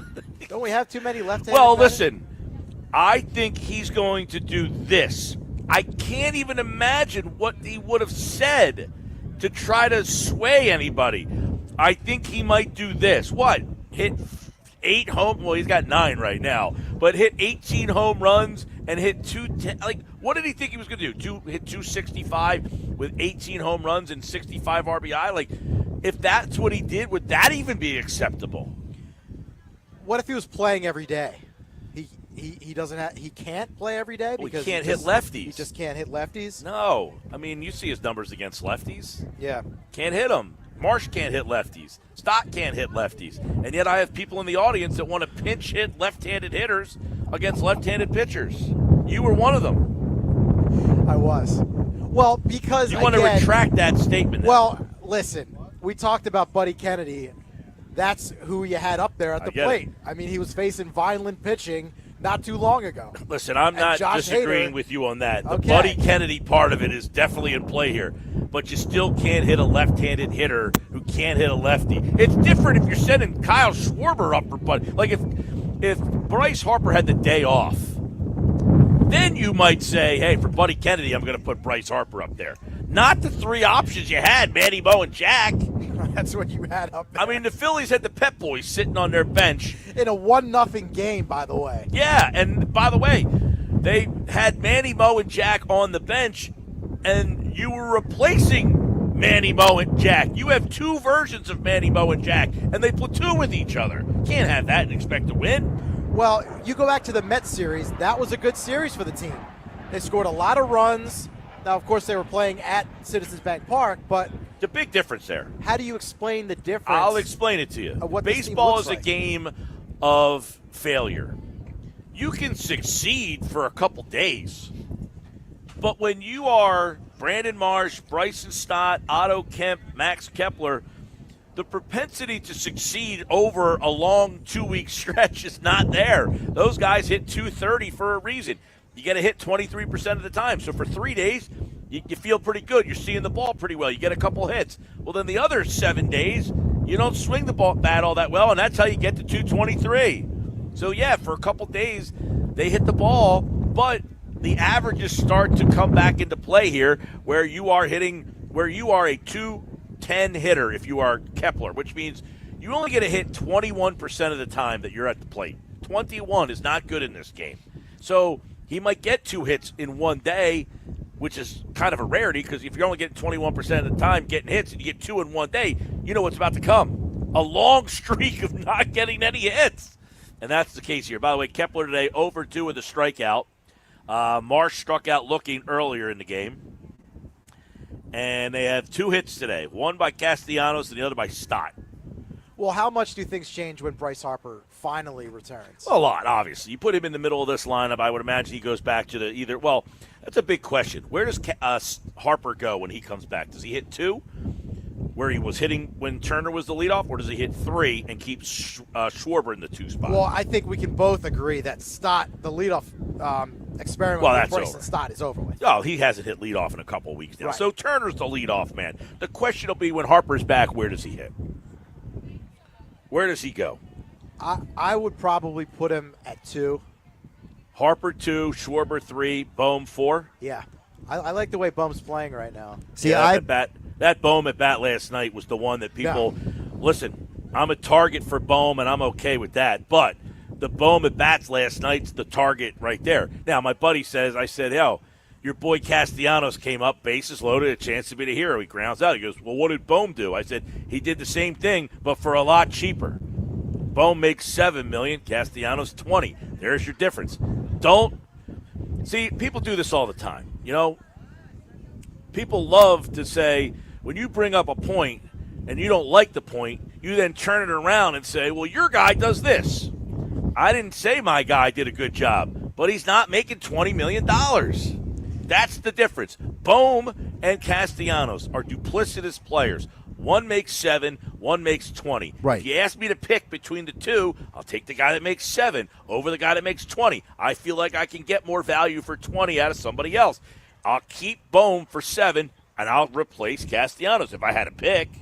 Because at the end of the day, guys, isn't the whole point of Bohm is, you just mentioned, I don't have to spend a lot of money on him. He is under control for a couple more years. That's way more valuable than giving some guy who had one really good year $100 million. Yeah, absolutely. So, if I had a pick between those two, I'm taking them. I don't need 2 of those guys on my team. Well, I don't need 2 guys hitting 285 with 7 home runs. What does this lineup look like without Kyle Schwarber and JT Realmuto in it next season? That's a possibility. That's a strong presumption by you, Pete. They're both gone. Well, they're both free agents at this point. Doesn't mean they're both gone. Well, of course not, but, one stays, one goes. Who you keeping? Schwarber. Probably Kyle Schwarber. That's a no-brainer. But he's going to command a lot of money. Is it cheaper to keep Realmuto, and is it harder to find another catcher? Yes. And yes. And are you willing to pay a designated hitter over $100 million? The Dodgers did. They sure did, but that's... He pitches from time You to could time. argue Schwarber is the second best DH in baseball. Yeah. All right, what's the text board got for us today? I chuckled when I got this text. Usually Steve from Ventnor Mike has trades for us. Instead, he had something else. He says, Philly should have spent that $10 million on Kepler and given it to Aroldis Chapman. Not a bad text. See, now that one from Steve makes sense. They had $10 million. Now, the And problem they was also at the had time they had Alvarado. Alvarado, right. Now, funny, because Jason Stark did say in that Dave Dombrowski in the Starkville podcast, he did mention Alvarado, and I thought that was interesting because he said it as if Alvarado is a guy they're counting on to help them win games in the second Down half the of the year stretch, when he yeah. comes back. Did you not get the same vibe I got off of that? Yeah, he made it sound like they're going to put Alvarado right back into that bullpen and just run him into the ground. I'm paraphrasing what he said, but Dombrowski basically threw it in there. And by the way, Alvarado, he'll be back in August. Yeah, the way he said it was we have Jose Alvarado come back, and he'll be there to help us, win a lot of these games when he gets back. Now, he can't pitch in the playoffs, but do you think that would make him say, I'm not going to add another bullpen arm because I have Alvarado? And then he mentioned during this podcast that they have starting pitchers that they can use as bullpen options. He said, in the first series, we can move 2 starting pitchers to the bullpen. So is he looking at this and saying, I have 2 of my starters are going to go to the bullpen, and I'm getting Alvarado back, so our bullpen the second half of the year is going to be a lot deeper. This is what Dave Dombrowski said on the Starkville podcast. First of all, you never have enough pitching, as we know, because you blink and somebody's hurt and you don't have enough. But you never have enough. But taking that we have more than 5. Well, the postseason bullpen is a lot different than the regular season bullpen because you advance past the wild card round, the 3 games. Well, you play 5 games. Well, the way the schedule is, you only need 3 starting pitchers during that time period. So if you have 5, 2 of them can go into the bullpen as it is there. Plus, if you have additional ones, they can go into the bullpen there. So the way that he breaks that down, right, is I got 2 guys from my starting rotation that I can move into my bullpen. So does that mean he doesn't have to make the bullpen moves that we think he does? Sorry, no, it means, Mike, that you have a guy who is already making excuses and rationalizations for what he's not going to do when he should do something. Possible, but what if Jesus Luzardo and Ranger Suarez go to his bullpen and turn out to be 2 key spots, 2 big arms in the bullpen? Or maybe they don't. I don't know. Are we discounting? I'm saying it sounds like you're just discounting that possibility. I'm not discounting the possibility. I discounted it before because in my heart of hearts, I don't see him telling Aaron Nola you're going to the bullpen. But you can't count on Aaron Nola at the same time. I don't believe so. It's hard with that guy because, if we believe the injuries he has are legitimate injuries, and let's say he comes back and recovers and he gets on fire in August and September, then what do you do?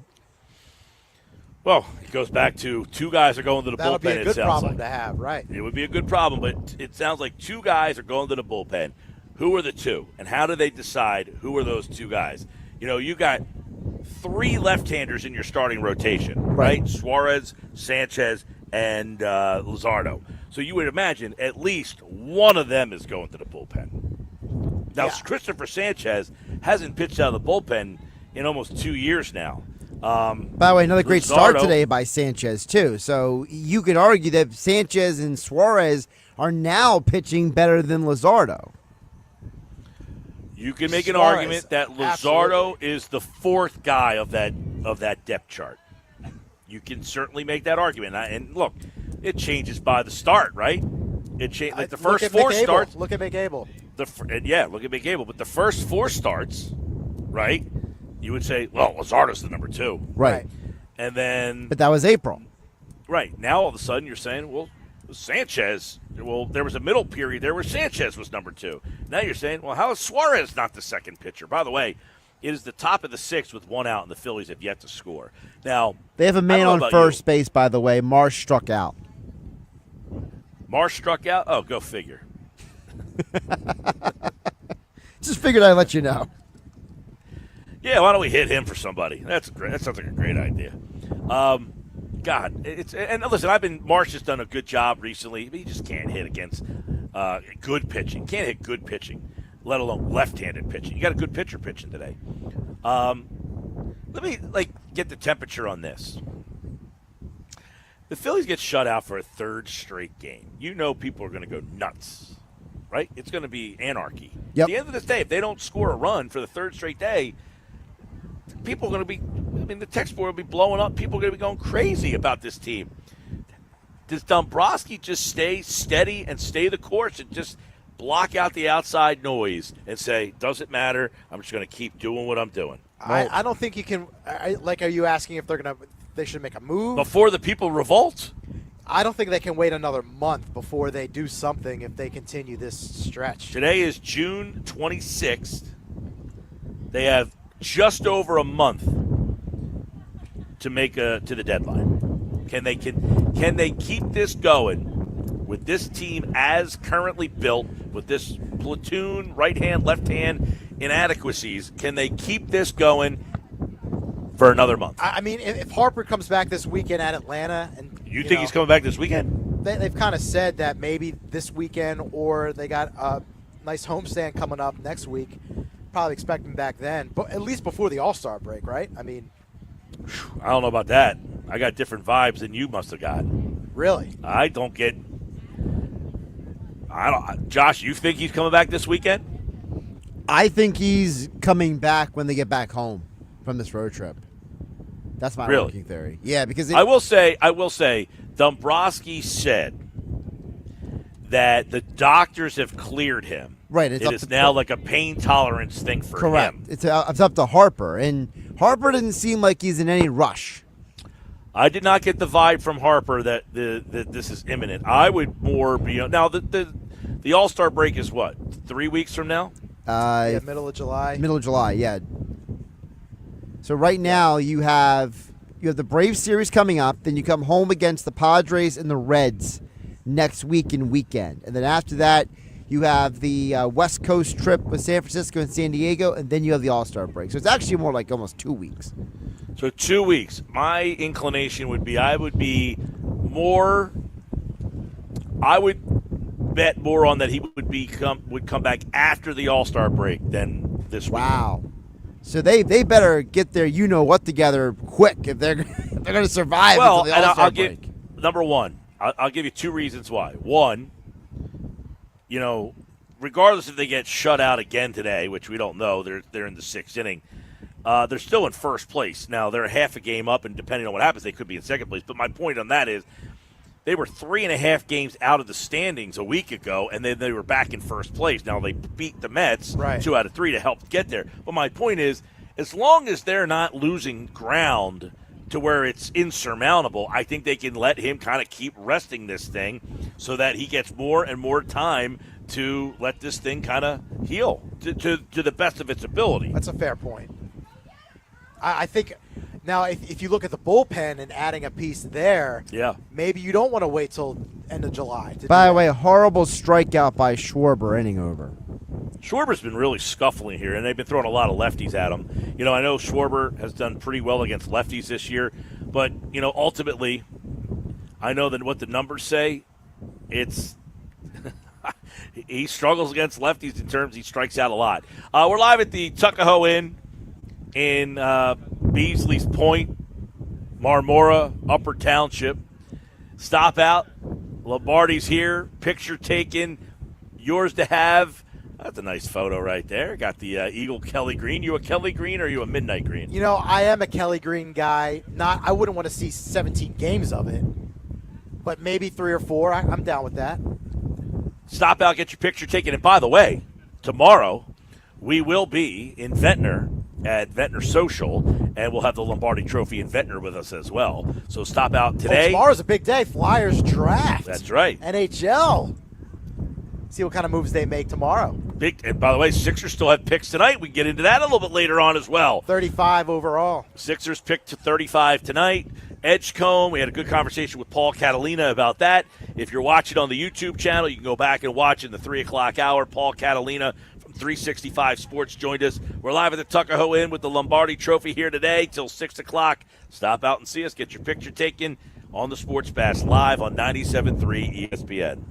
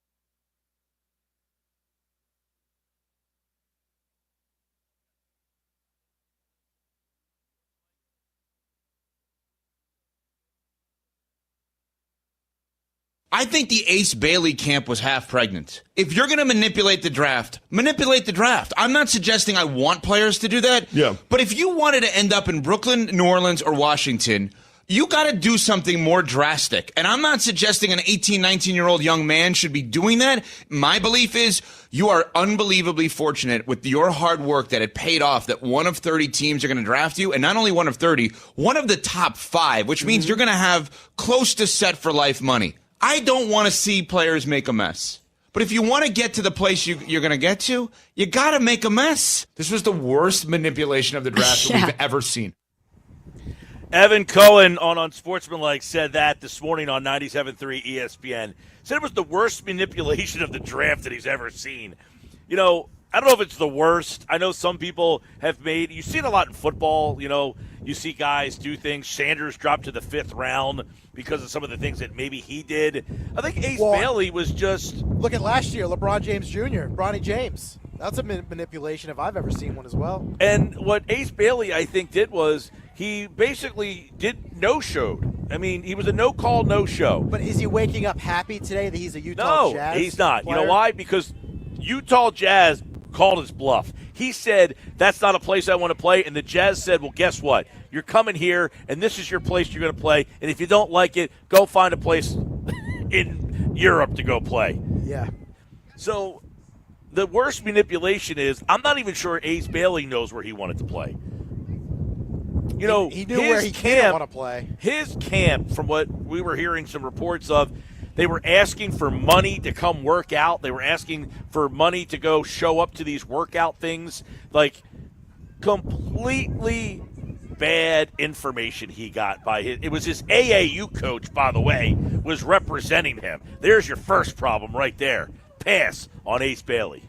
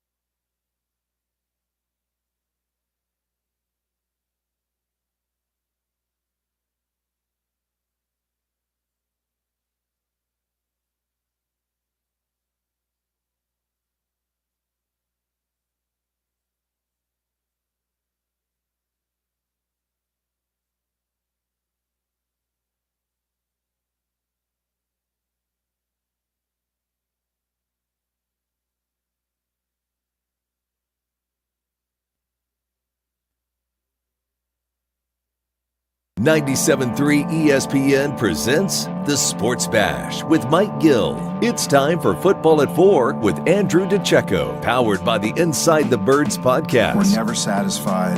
That hunger for more. I have it. Everyone has it. Now live, this is Football at 4.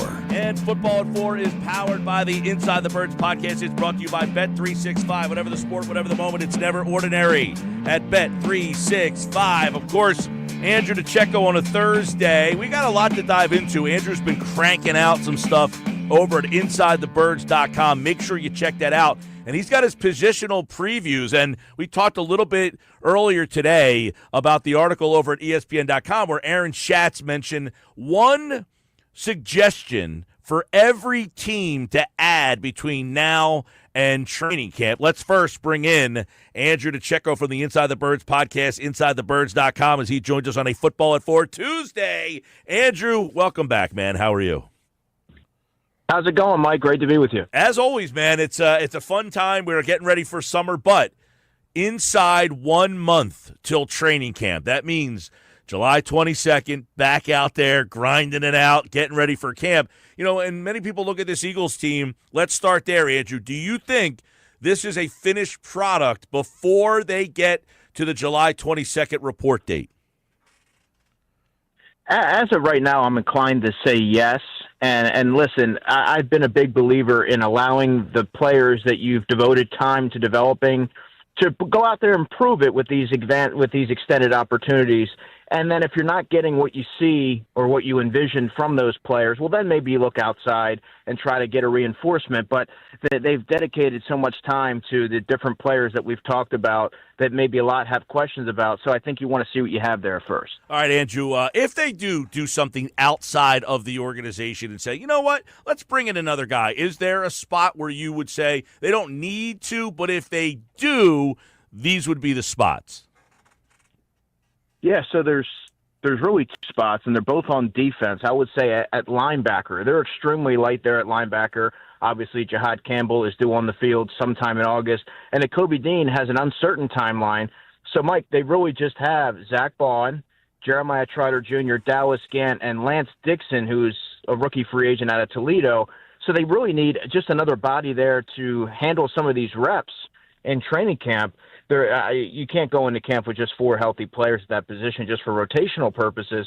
And then defensive tackle might be a spot where they don't have a veteran, so you kind of look at it and say, okay, well, Moro Jomo is going to take a big leap this year. At least that's what the Eagles are expecting, and I think he will as well.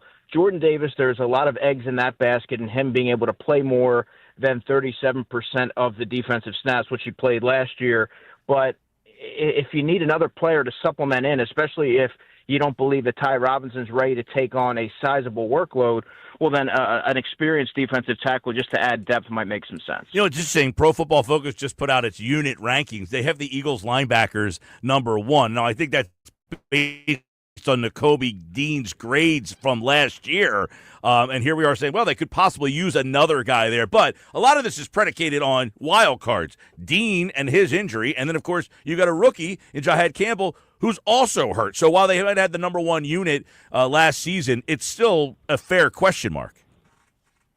Yeah, I think so. And you know I'm a big Nakobe Dean guy. Many will tell you that C.J. Gardner-Johnson was the heartbeat of that defense, or at least that's what they're led to believe. But in my opinion, it was Nakobe Dean. His mentality, his toughness, his vision for what he wants the defense or wanted the defense to look like, that all was exuded through him. He channeled that energy. And you talk about all the leadership qualities and what he's able to bring from a physicality standpoint, right? Attacking the line of scrimmage and really just being that tone setter. I'm curious to see when he works his way back. But to answer your question, yeah, they just don't have a lot of bodies there right now. You don't question the talent, especially Jihad Campbell, Zach Bond, Nakobe Dean, and Trotter Jr. is a player the Eagles really like. But just for rotational purposes, they could stand to add another player there ahead of camp. Talk with Andrew DeCecco, Football at 4. By the way, Pro Football Focus also ranked the top 10 defensive lines in the NFL. Philadelphia, number 2. They lose Milton Williams and Josh Sweat, and it seems that people still are excited, Andrew, about what's left over. And I say left over, not like these are spare parts, but I guess the opportunity for some emergence here. Yeah, there's a couple of players here that are going to be inheriting more prominent roles. None more than Moro Ojomo, who is entering his third season. He kind of has an undersized build, but so did Milton Williams, and Milton Williams was effective. Ojomo has continuously got better each of his past 2 seasons. I think year 3, he's going to really hit his stride. Physical player, violent hands, and somebody who can be disruptive along the interior and really put some interior linemen in a bind. But the question remains, can he handle a larger workload without diminishing his effectiveness? Because when he was inserted in the games, he had a lot of bursts, and you saw the energy that he was able to sort of showcase out there. So will a larger opportunity this season, will that diminish some of that effectiveness? We're going to learn about that. And then Jordan Davis, that's the big question. The Eagles are banking on him sort of continuing that development, what you saw to end the postseason. I don't know if he's ever going to be a pass rush phenom from that position, but I do think that he needs to, and he can provide you with a little bit more of a responsibility this year in terms of snap share. All right, Andrew Checo, Football 4 here on the Sports Bash Live. You wrote an article over at InsideTheBirds.com, your positional previews, the spot that Aaron Schatz over at ESPN thought that the Eagles could still add to. He has Tyler Boyd as a slot wide receiver. Now, people listening might be like, hey, Boyd, Bengals, great run there, 8 seasons. Last year he was in Tennessee, wasn't so good. But would that be something that would perk your interest, bringing in a player like Tyler Boyd? He also mentioned Keenan Allen as a possible fit. But do you think they still should be kicking the tires on a slot wide receiver? Well, it's an interesting concept, but the point remains, how will they fit into the offense, right? There's only one football.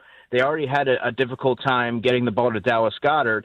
Jahan Dotson, I think, is a prime candidate for a bounce-back season, and even he, 25, 30 catches would be a bounce-back because he had just 19 last season. But and Tyler Boyd's a nice player. He's more of an intermediate route type of player who quarterbacks have really leaned on. He can be a good security blanket, but he would probably be a 4th receiver here. And you have guys like Johnny Wilson and Anais Smith and Danny Gray and Terrace Marshall, who's another player that I think you're going to want to highlight because he has he'll have a decent shot to crack the roster.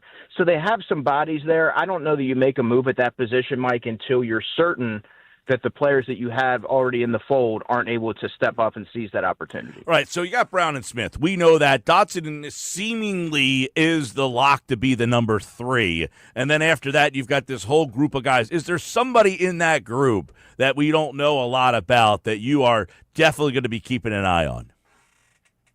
Yeah, Danny Gray is a player that I've been talking about really since prior to the 2022 NFL Draft. I interviewed him on the Inside the Birds platform for Draft Dreams. I liked him coming out of SMU.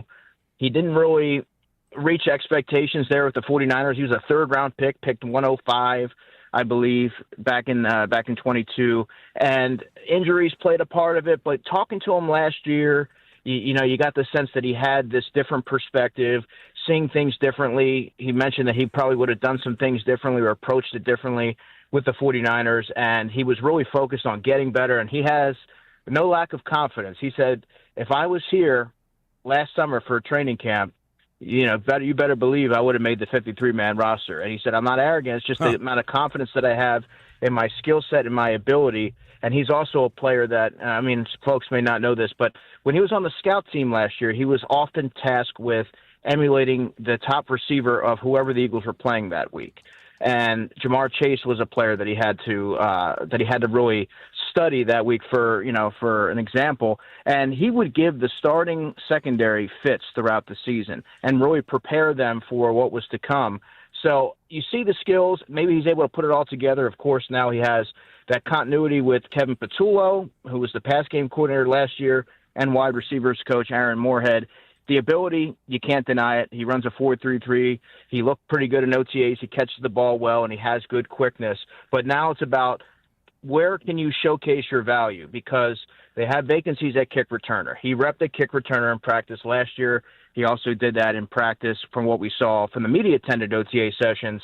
So maybe if you're able to to really showcase your skill and maybe a broader skill set, you can make things interesting there for that fifth receiver spot. All right, let's look at running back. You previewed them over at InsideTheBirds.com and asked the question, do they have enough around Saquon Barkley so he doesn't have to get 350-plus touches this year? Yeah, exactly. So one of the primary takeaways, at least from my vantage point from the spring, was that Saquon Barkley has a new approach to the offseason, knowing that it's okay to balance the training and the rest of the recovery, where earlier in his career he was hell-bent on getting after it and being motivated by other colleagues, Derrick Henry and Christian McCaffrey, posting stuff on social media, and he felt the need that he had to go one-up them. That's just that competitive nature. But he tapped into his resources this year, trainers, coaches, fellow running backs, and he now has a different perspective where he knows that it's okay to scale it back and know when to scale it back because you have to prepare for the season ahead. I think for preservation purposes, it would serve the Eagles well to mix in some of the other running backs, which I believe they will this season. I think Will Shipley, as a complimentary change of pace running back, is going to be somebody that the Eagles look to this season, more kind of maybe even a little bit more than Kenny Gainwell, because he can catch the football well. The question with him becomes pass protection. And then A.J. Dillon, of course, was signed as a free agent. He has that between the tackles power. He doesn't necessarily have this. He doesn't have the same burst, but there's a lot of things that he can bring in terms of look at him as a closer. And in certain situations where Saquon Barkley was forced to miss a game or two, well, A.J. Dillon would be the player who's going to handle the 18 to 22 carries or what have you because he's more equipped to do that. So they have a lot of good players and pieces there that I think blend well together. And for the offense to ultimately evolve, you have to be strategic in how you utilize Saquon Barkley and really start to tap into that passing game. All right, Andrew Checo, Football at 4. Yesterday, the tight end university, a lot of stuff coming out of that, and the tight end was a big question. And then they got Goddard to come back, and you wonder what kind of evolution do we see in the tight end game with the group of guys that are here now? Great question. Yeah, and the tight end university. So Dallas Goedert was there, Grant Calcaterra was there, E.J. Jenkins was there, and so was Nick Muse, who actually, I wrote this in my story, he was like George Costanza in that he left on a high note. His best practice was showmanship.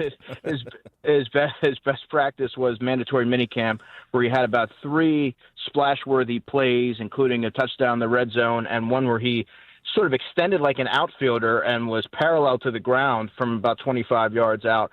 But I really like what they have there. All of a sudden, this is a pretty deep tight end room and versatile.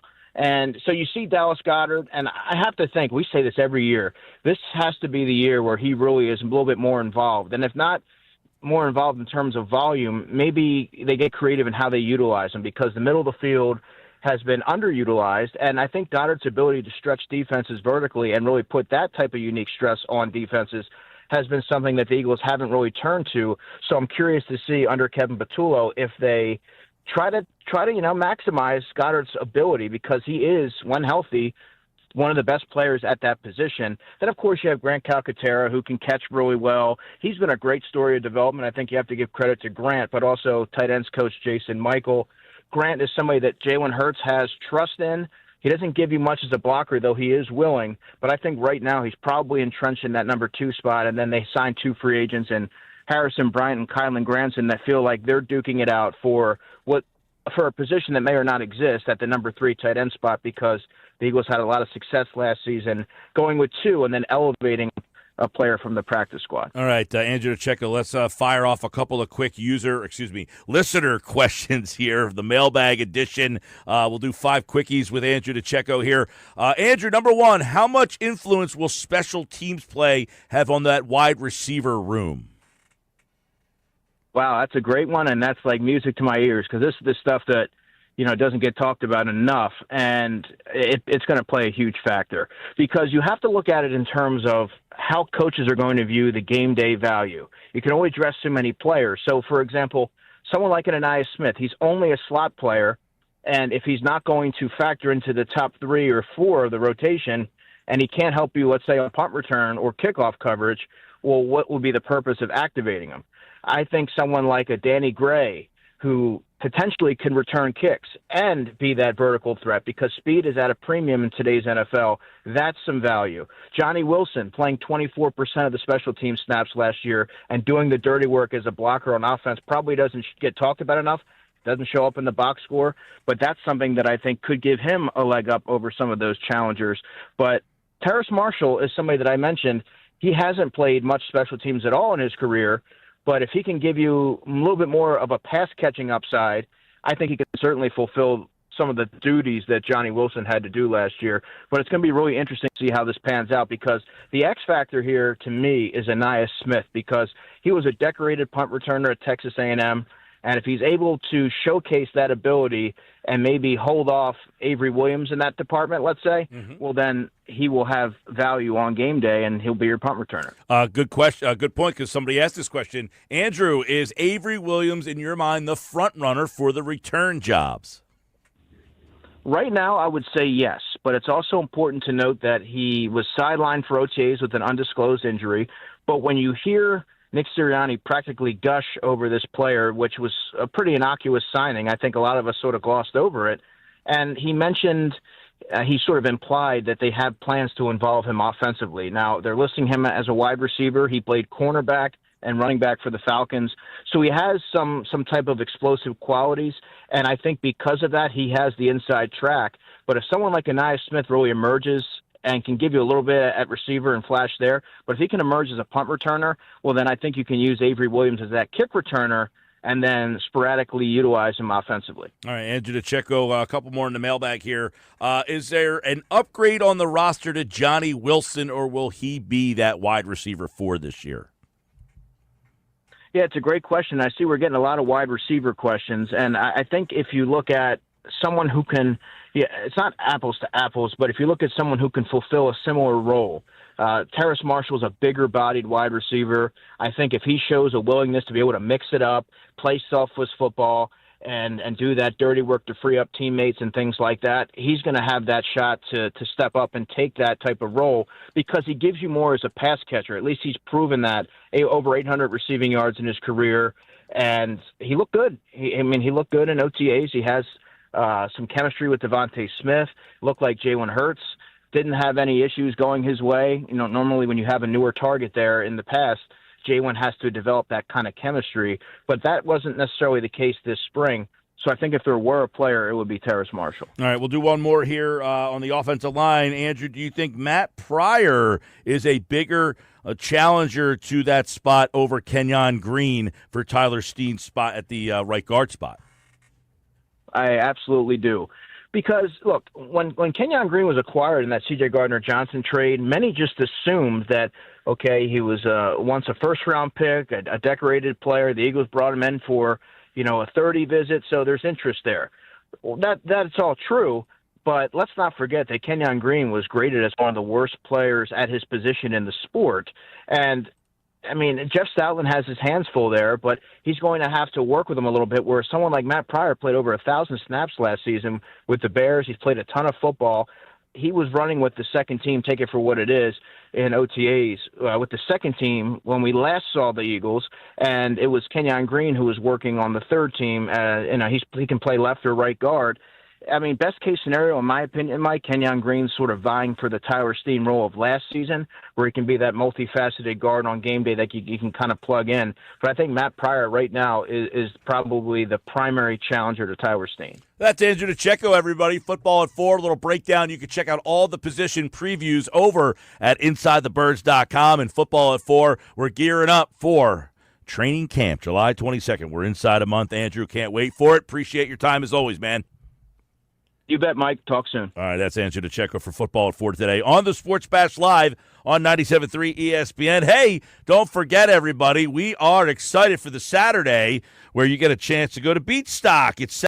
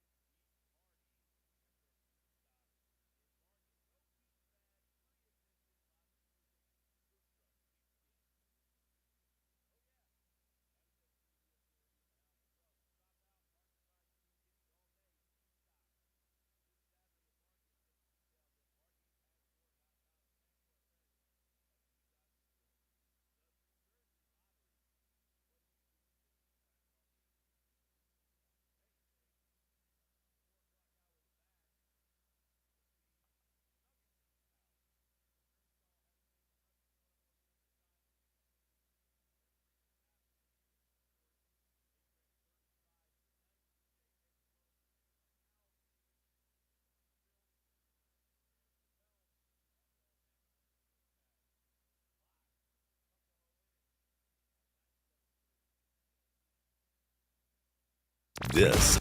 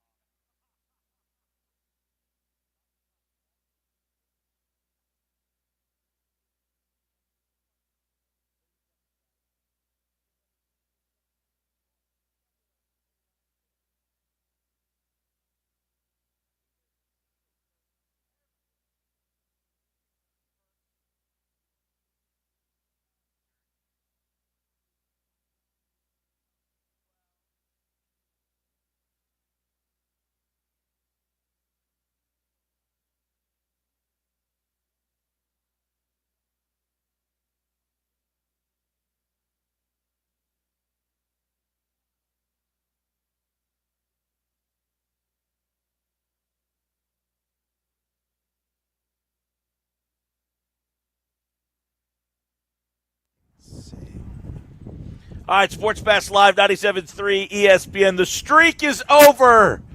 Brandon Marsh with a sac fly RBI drives in a run. The Phillies are tied 1-1 against the Astros. 26 innings. 26 innings are done.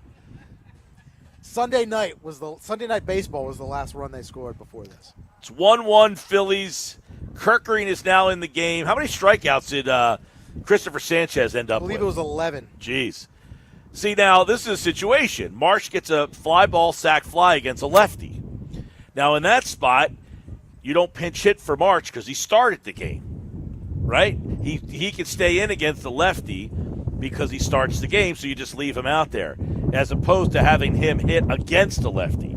You wouldn't pinch hit him in a game that he didn't start already because he's had at-bats throughout the day already.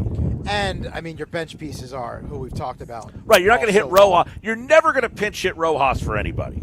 So in that spot, if he doesn't start the game, if Marsh starts the game, that's where the problem is. When Marsh starts the game, you have no option to hit for him because Rojas will never pinch hit for anybody. He can't hit. The difference is if Rojas starts the game and then they bring a lefty in, Marsh is not going to come off the bench cold and hit against a lefty for the first time all day. Anybody with a half a pea brain would know that.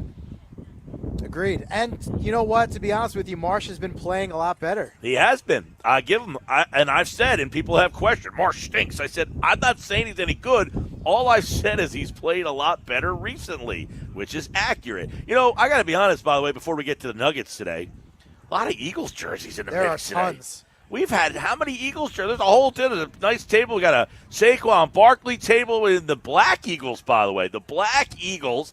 Now we got an entire table, a whole family over there of midnight green. Hurts, Devontae, Donovan. Yeah. Now, we did meet a gentleman who had a Brandon Graham rookie jersey on in the Kelly Green Kelly color. Green. He had a Kelly Green that does not 54 Brandon Graham jersey. That jersey does not exist. Yeah. I think that's a aftermarket well, purchase. 54. It's time to bring in Earnshaw for today's Nuggets. They're brought to you by the Hub, gear that works as hard as you do. Now, I know Earnshaw's a Kelly Green guy. Now, I told you earlier I couldn't do 17 games of Kelly Green. I could do 3 or 4. Yeah. That's fair. All right. Well, a lot of Eagles jerseys out here, Earnshaw. Oh, it sounds like you guys are having a great time. Petrie, great to see you, man. What's up, Nuggets? Love to see. Got the shades on. Oh, it's fantastic. We listen to you guys all day. Listen, the Kelly Green, I could do 17 and playoffs with the Kelly Green. You could go the white Kelly Green as well. I'm all in. And the 54 Brandon Graham. I mean, that's a throwback. Now, is that like the 2010 Michael Vick that year against Green Bay, Kelly Green? Is it that throwback jersey? Is that what we're talking about? Looked here, like Mike? it. Well, he said it was from Graham's rookie season because he had a 54 on. And I said Jeremiah Trotter, and he said no, it's actually Graham's rookie year. He wore 54 for a year. You know, it's funny. The Schweiner, who's going to have a big weekend this weekend, I'll be producing. He introduced Brandon Graham, I believe, a year or two ago as number 54 because he remembered all the way back then. We know Schweiner's, an old soul there. He remembered the 54. Not a lot of people remember that Jalen Hurts was also number 2 when he first started out as a Philadelphia Eagle. So if you got that number 2 jersey, that's legit too. So those are true fans right there. Well, listen, there's a table of midnight green over there, so I'm like, yes, these people are real fans over there. They're not these fugazi, like, oh, look at the cool Kelly Greens, that's real hip. Nah, the midnight green is right there. So you are totally 100% anti-Kelly Green. Not anti, but I'm not the guy that, because they wore Kelly Green. When I was growing up, they wore Kelly Green. Guess what? They stunk. That's okay. The team stunk. I don't want those memories. I want the good memories. I want the midnight green memories when the team got good. Pete, they're undefeated since every time they've worn the Kelly Greens, they brought them back. They're undefeated. I just putting that out there. Just put it out there that they're undefeated. They also won a Super Bowl in the midnight green. I'll give it to them. But isn't there something to be said for Randall Cunningham and Fred Barnett and I like those players and Reggie White and Seth Joyner? Don't get it twisted. He is anti Kelly Green. Mike Gill is anti Kelly Green. Don't let it get it twisted here. I mean, I'm calling not it. He is anti-Kelly Green. Well, like I said, I like the Kelly Green. I prefer the Midnight Green. I didn't say I dislike the Kelly Green. I just said I prefer the Midnight Green. You guys are like these listeners. I say stuff, and then you don't listen to what I say, and then you sound like fools because you didn't listen. And we twist your words around, and yeah. Yeah, we're twisting. Yeah, I mean, if you listen, this is a much more enjoyable experience if you just listen. It helps. You just listen to what I say, and then it makes more sense until you try to react before I'm done talking, and then you sound like an idiot. You're anti-Kelly Green. Just admit it. We know you're anti-Kelly Green. It's okay. You're a midnight guy. They've won 2 Super Bowls with Midnight Green. There's nothing wrong with it, Mike. It's okay to be anti-Kelly Green. I'm a big anti. I'm a pro Kelly Green person. Pro Kelly Green all day. Yeah, I just don't like. Listen, I'm not a sheep. I don't follow the crowd. Everybody goes Kelly Green because they just go wherever they're told. I go with what I like. I like the Midnight Green. That's all. I don't even want to ask you about City Connect or get City involved Connects with are City horrible. Connect. Come on. City Connect's brutal. See, I am with Mike on that. City Connect. Well, me and Mike we don't got see eye to eye on one more jerseys, year of that, right? But is it one more year of those? No. I think this is the last season of it, right? I don't know. Some teams have changed their City Connects because they were probably got the backlash how bad they were, and they changed them. The Phillies should be listening. The City Connect. My girlfriend says it every time. She goes, "These are horrible." She hates them, and it's not even the colors. The blue in the thing, it's like they're not Phillies colors, but I get it. It's the flat. Yet the font is terrible. Yeah. Now, I think there's a stipulation that every 2 years that you could change your City Connects to a different version. I believe there's a stipulation in the contract or whatever that they have with Nike and Fanatics. Now, do you like the City Connect, the White Sox that went with the Chicago Bulls? Would you want to see, like, the Phillies wear, like, orange and black or, like, Kelly Green or Midnight Green? I think that would be cooler than what they have now, honestly. Give an ode to the other teams in the area. I don't mind that. They'd have to do it correctly, though. It'd have to look good. It's all about the style, Mike. It's all about the style. All right. All right, here we go. I'll get into the Nuggets now. All right, Nugget number 1.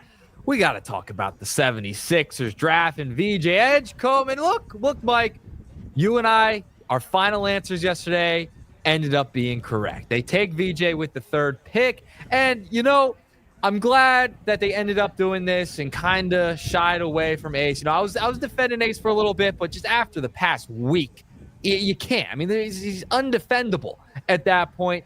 There's a shift in the attitude of the draftees that the Sixers have taken over the course of the past couple of years. The Maxis of the world, the Jared McCains, the VJs of the world now, Mike Gill. And, those are guys that aren't like the Ben Simmons, the Fultzes of the world, or about themselves, all that. They are trying to change a culture. And the attitude I love from VJ Edgecombe. I love the attitude. And, by the way, when you had your twin on today, Paul Catalina, I mean, he couldn't stop singing the praises of VJ Edgecombe. I loved the pick last night, especially seeing him after talking to the media, doing his interview after being selected. I think this was the right selection instead of Ace, just based on character. And I like that the Sixers are going drama-free, Mike. 100%. Listen, and the character counts. I'll tell you why. If you watch that Oklahoma City series, and I know a lot of people didn't, if you watch the end of that series and listen to Jalen Williams and listen to Shai Gilgeous-Alexander, those are 2 guys you want in your building. Those guys exemplify character, wanting to win, doing whatever it takes for the team. Shai Gilgeous-Alexander is one of these guys. He's not a superstar in terms of well, he wasn't a lottery pick. He was I don't believe so. Jalen Williams was not a lottery pick. If you remember that year, Shai Gilgeous-Alexander, what's it called? Patino or Calipari kept saying, was it Patino? Who was the coach in Kentucky? Cal. Yeah, Coach Calipari was at Kentucky, and he kept telling people, Shai Gilgeous-Alexander is the best player in this draft. Well, he knew it because he said, this kid didn't start for me. He came off the bench, and he accepted that role. He would do whatever it takes to win. You saw him throughout these playoffs. Most people don't watch Oklahoma City play, but if you watch him all year and then in these playoffs, he won't do an interview by himself. He wants the whole team to interview with him. He was 11th overall, by the way. The 11th overall. So not a top pick. Jalen Williams, similar type of guy. Those two guys, they do everything together. It's not me, Ace Bailey. It's not I need to score a lot of points. It's whoever scores tonight. Jalen Williams scored 40 in the playoff game. And Shai Gilgeous in the finals game. Shai Gilgeous-Alexander won the MVP. What did he do? He handed the trophy to Jalen Williams and told him to carry it. Right? He said, this is as much as mine as it is yours. You think Ace Bailey's going to hand the trophy off to somebody else if he won? No. He'd run around the block with it up over his head saying, look what I got, look what I got. So the character counts. The league is changing right before our very eyes. You know, we talk about the NBA as a very individualistic, one-on-one best player. That's kind of changing right now. It is truly turning into who has the best team. It has always been a players' league. And if you have the best player, you generally would win. Now, you could say, well, Shai Gilgeous-Alexander was the best player. They were also the best team. They had the best team, and that's why that team right now is set up for long-term success, because they have people that are willing to accept their roles. And I think the Sixers looked at VJ Edgecombe and said, can this be the first step in our process? Look at the kids they have on this team. Tyrese Maxey, a joy to watch. Jared McCain, a joy to watch. And now VJ Edgecombe, I believe, will end up being a joy to watch.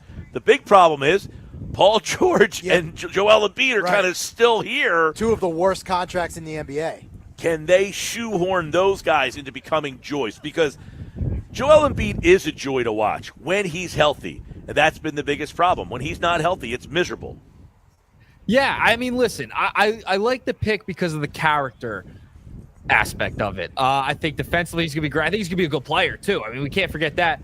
But the Sixers need to kind of go in that direction, right? Like, they've just had so much drama over the years. I mean, the Ben Simmons thing, you can't go in that direction again if you are the 76ers. And they decided not to, which that you shouldn't be happy about, that they're going drama-free, out of that business. I mean, Ace, even in his press conference last night, I mean, he just is not saying the right things. It feels like he's being given just really bad advice, too. But remember, I mean, you're your own person, so you can his AAU coach is his agent. It's brutal. His AAU coach is his agent. That's all you need to know. Is the AAU coach is the agent. He was trying to charge teams for him to come work out.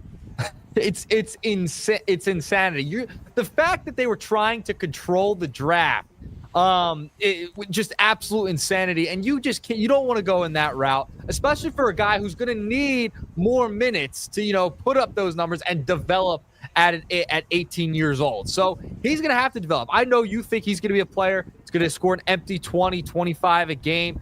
He's even if he is doing that on the Jazz, fine. He needs that to even get there to develop into that type of player, because the intangibles are there for Ace.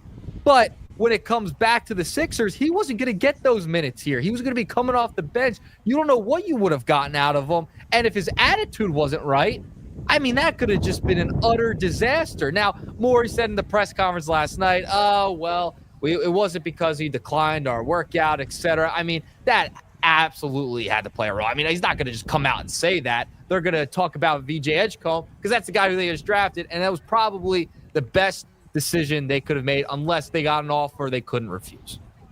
Yeah, and listen, I think Edgecombe, it fits perfectly. You know why? He doesn't need to score 25 points. He's not going to get the opportunity, hopefully. Hopefully, you don't need a guy to score 25 points on this team. You need a guy that can defend. You need a guy that can make open shots. You need a guy that can maybe get a bucket. A guy like a Derek White, who's not the best player on the team, but he can hit a three.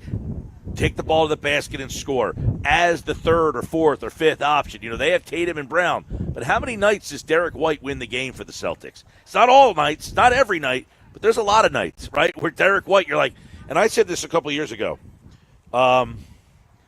the Sixers, they played the Celtics. It was opening night, and I think Derek White had a big game on opening. I said, that's the guy the Sixers miss. It's the guy who's the nondescript guy. He's not the star. He's not the all-star. It's that guy. It's Derek White. It's the guy that the Sixers have never had, the non-all-star who complements his all-stars well. They don't have that guy. Maybe they do now. Yeah, 19 years old. Who knows what he's going to be even in a couple years developing on this Sixers roster. By the way, there's reports out there that he's going to wear number 77. First 76er in Sixers history to wear that number. Are we in on number 77 for VJ Edgecombe? Is that out. a bad number? I'm out on that. That is an obscure, random, weird number. I'm out on that. Yeah, I don't like 77 for a hoops player at all. No, maybe a hockey player. Yeah, 77. According to reports, there's a couple out there that he will be wearing number 77 on the 76ers. So we'll see if they're verified in the coming days. But I'll move along Nugget number 2. All right, last night, it's fun. By the way, real quick on the Nuggets. Final score: Houston 2, Phillies 1. I'll get to the Phillies in a second. They scored that. They did score a run. They did. Phillies scored, but they gave up a run in the bottom half of the inning. It was 1-1. They gave up a run. Kirkering gave up a run in the, bottom of the 8th there. Yeah, that's absolutely brutal. Absolutely brutal from the Phillies. I'll get to them in just a second. Nugget number 2. So they got swept in Houston, scoring 1 run. Yep. I do want to get to Nugget number 2. Last night during the draft, I don't know if you guys noticed this at all. Daryl Morey does a press conference. Usually you wait till after the draft has concluded. Are we out on Daryl Morey doing a press conference during the draft while it's going on? Shouldn't he be working the phone still a little bit? No. That happens. Is that a faux pas? No, that happens all the time where they have the press conference while it's happening.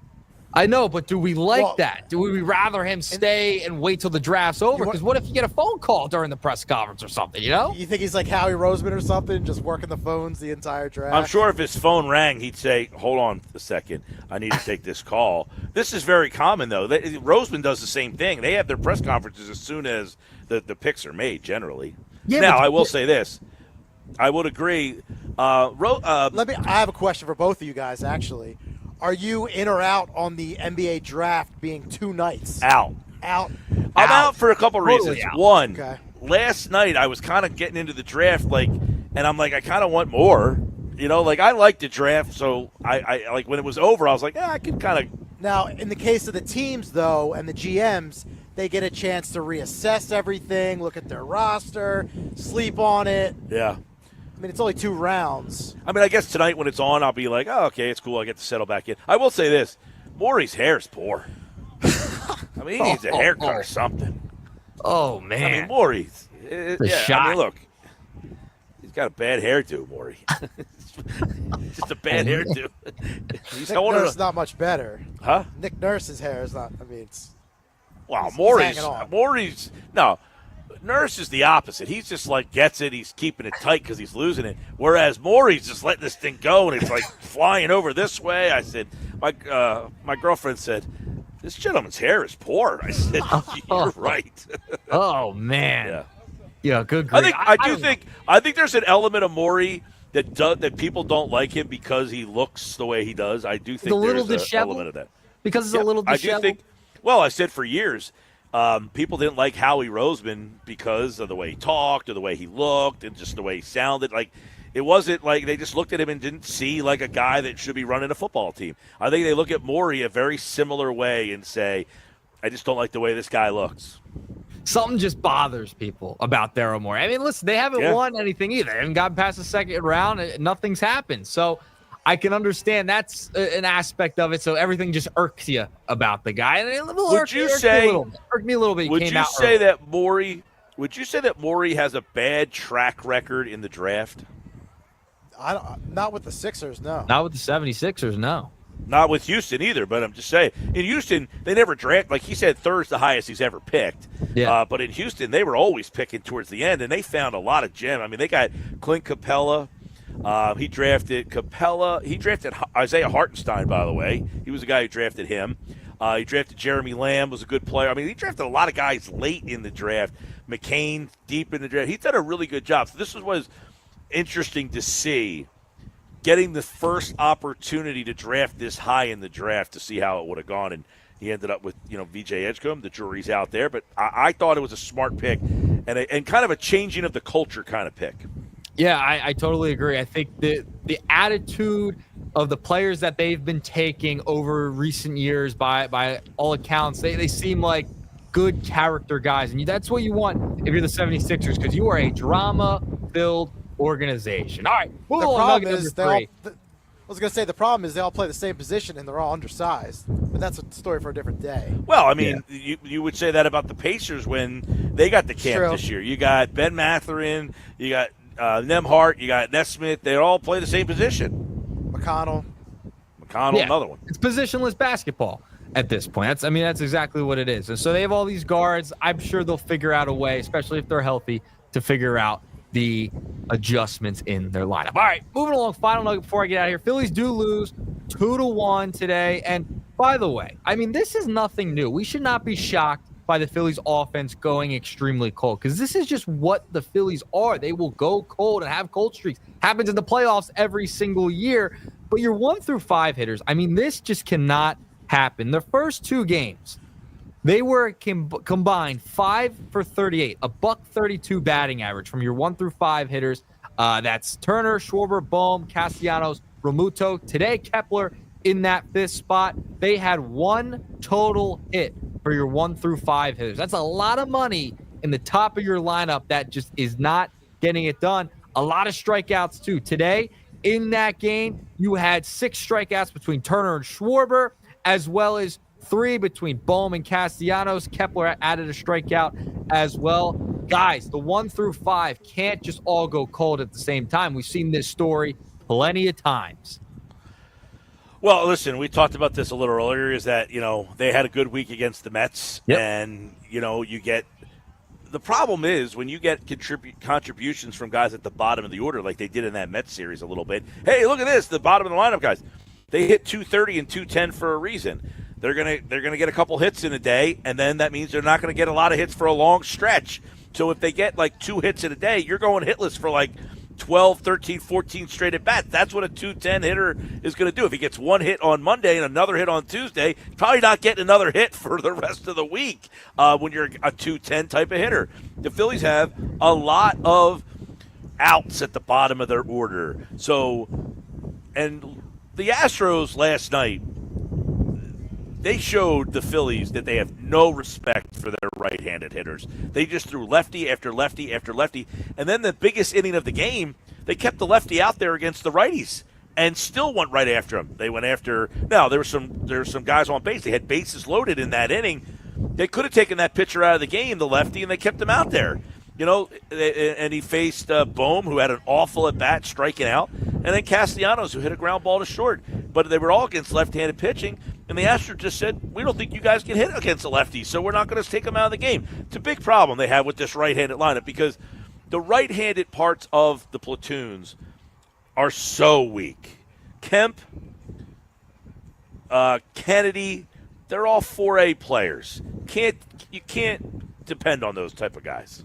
No, you can't. And, when your top guys are not producing, when they all go cold, the Turners of the world, the Schwarbers, the Casties, it's not going to bode well for this team. We've seen them all go cold at the same time. So that's where the Phils are at. They lose again. 1 run in 3 games there, Mike. Unbelievable. 2-1 loss for the Phils today. They get swept out by the Astros. That's the Nuggets today. They're brought to you by the Hub.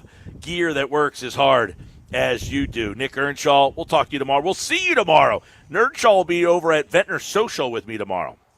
See you tomorrow. We'll have the Lombardi Trophy with us tomorrow. You got 1 more hour to come on down here to Tuckahoe Inn in Upper Township if you want your picture taken with the Eagles Super Bowl trophy. We've got it here.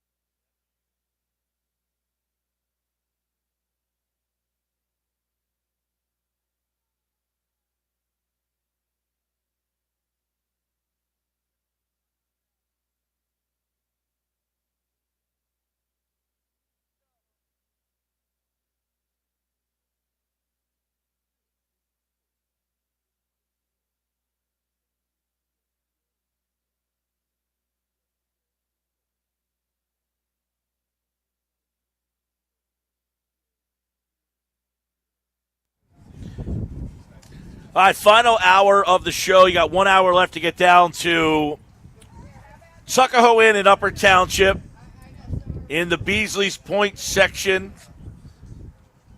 We are right on the water. I would actually recommend bringing maybe a little long sleeve tee. It's a little chilly down here. It's nice, though, after the last couple days. Feels great, right? Feels awesome. After the last couple days, I'll take this all day, every day. It is a Sports Bash Live. Hey, tomorrow, come and see us at Ventnor Social. We'll be there tomorrow. We'll have the Lombardi Trophy with us tomorrow as well. New spot in Ventnor. Ventnor Social will be there tomorrow for the Sports Bash. But 1 hour left here at Tuckahoe Inn. We're having a great time. Met a lot of very nice people. A lot of Eagles jerseys in the place. You know, you get the Phillies losing today. They scored 1 run in the series. Sixers draft last night. VJ Edgecombe. They have the 35th pick in the second round tonight, so they'll get that pick early in the draft. Let's get into today's edition of Rye or Cy. Ryan Rothstein's back for the final couple segments of the show. Let's hit on all the topics. We got so much on the table. What do we got today? It's a good day to be a Philly sports fan, fellas. The Phillies scored a run. All right, they lost, but they're on the board. Okay, they're on the board. And the Sixers, man, maybe not the sexiest pick last night in the draft from the national perspective. VJ Edgecombe getting a little bit, I think, overlooked just because of all the talent, especially with Cooper Flagg at 1. But my goodness, credit Daryl Morey, fellas. I know you've talked a lot about it already today, but Daryl Morey hits a home run, and the culture that he's shifting and building right now, while still having the guy that's everyone hates his face in Joel Embiid. But there's still a lot of reasons to be excited about this team. That's how I feel.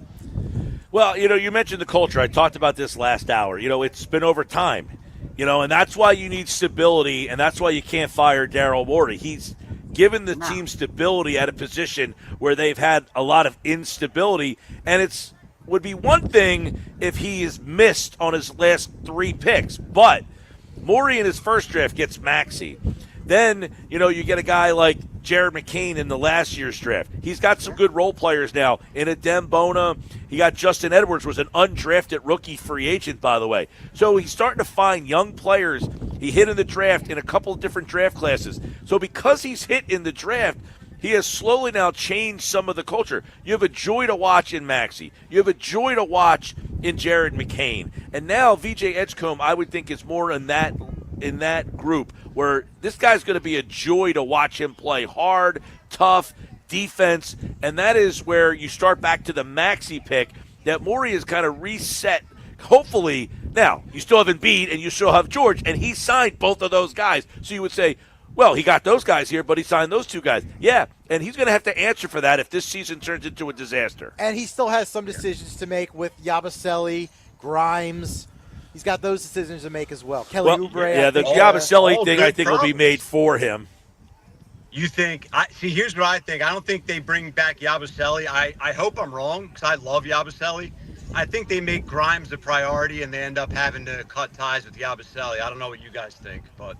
Well, I don't think they have a choice there. I think Yabusele, they can't pay him the money that other teams can, so they'll lose him because someone else will pay him. The Sixers can only give him, I think, like the veterans exception or some sort of, you know, he's going to make a lot more money through free agency. The Sixers aren't going to be able to match that. Grimes is the guy that they can match, and they can bring Grimes back. The question is, now that you've got VJ Edgecombe here, do you want another guard, you know, that maybe blocks some of his rotational minutes because you've already got Maxey, you already have McCain, and you already have questions whether those 2 guys can coexist. Now, many people thought, hey, you could bring Grimes in here and start Maxey and Grimes and bring McCain off the bench. What does that do to Edgecombe and his minutes? So that's why Grimes now, I think, becomes a little interesting to see when free agency opens if they target him or not.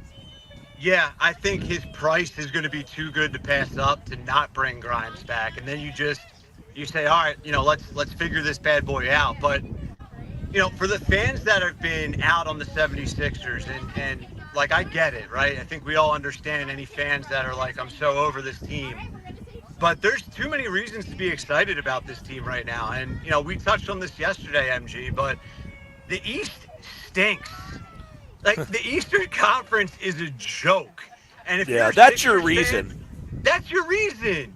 Yeah, like that's right your now, reason, on paper, the Sixers are the best team in the conference on paper. If they're healthy, maybe. There's no guarantee of that. Obviously, the health of this team has been a major problem. So I don't know that I could, because Cleveland's still in the conference. They were the number 1 seed last year.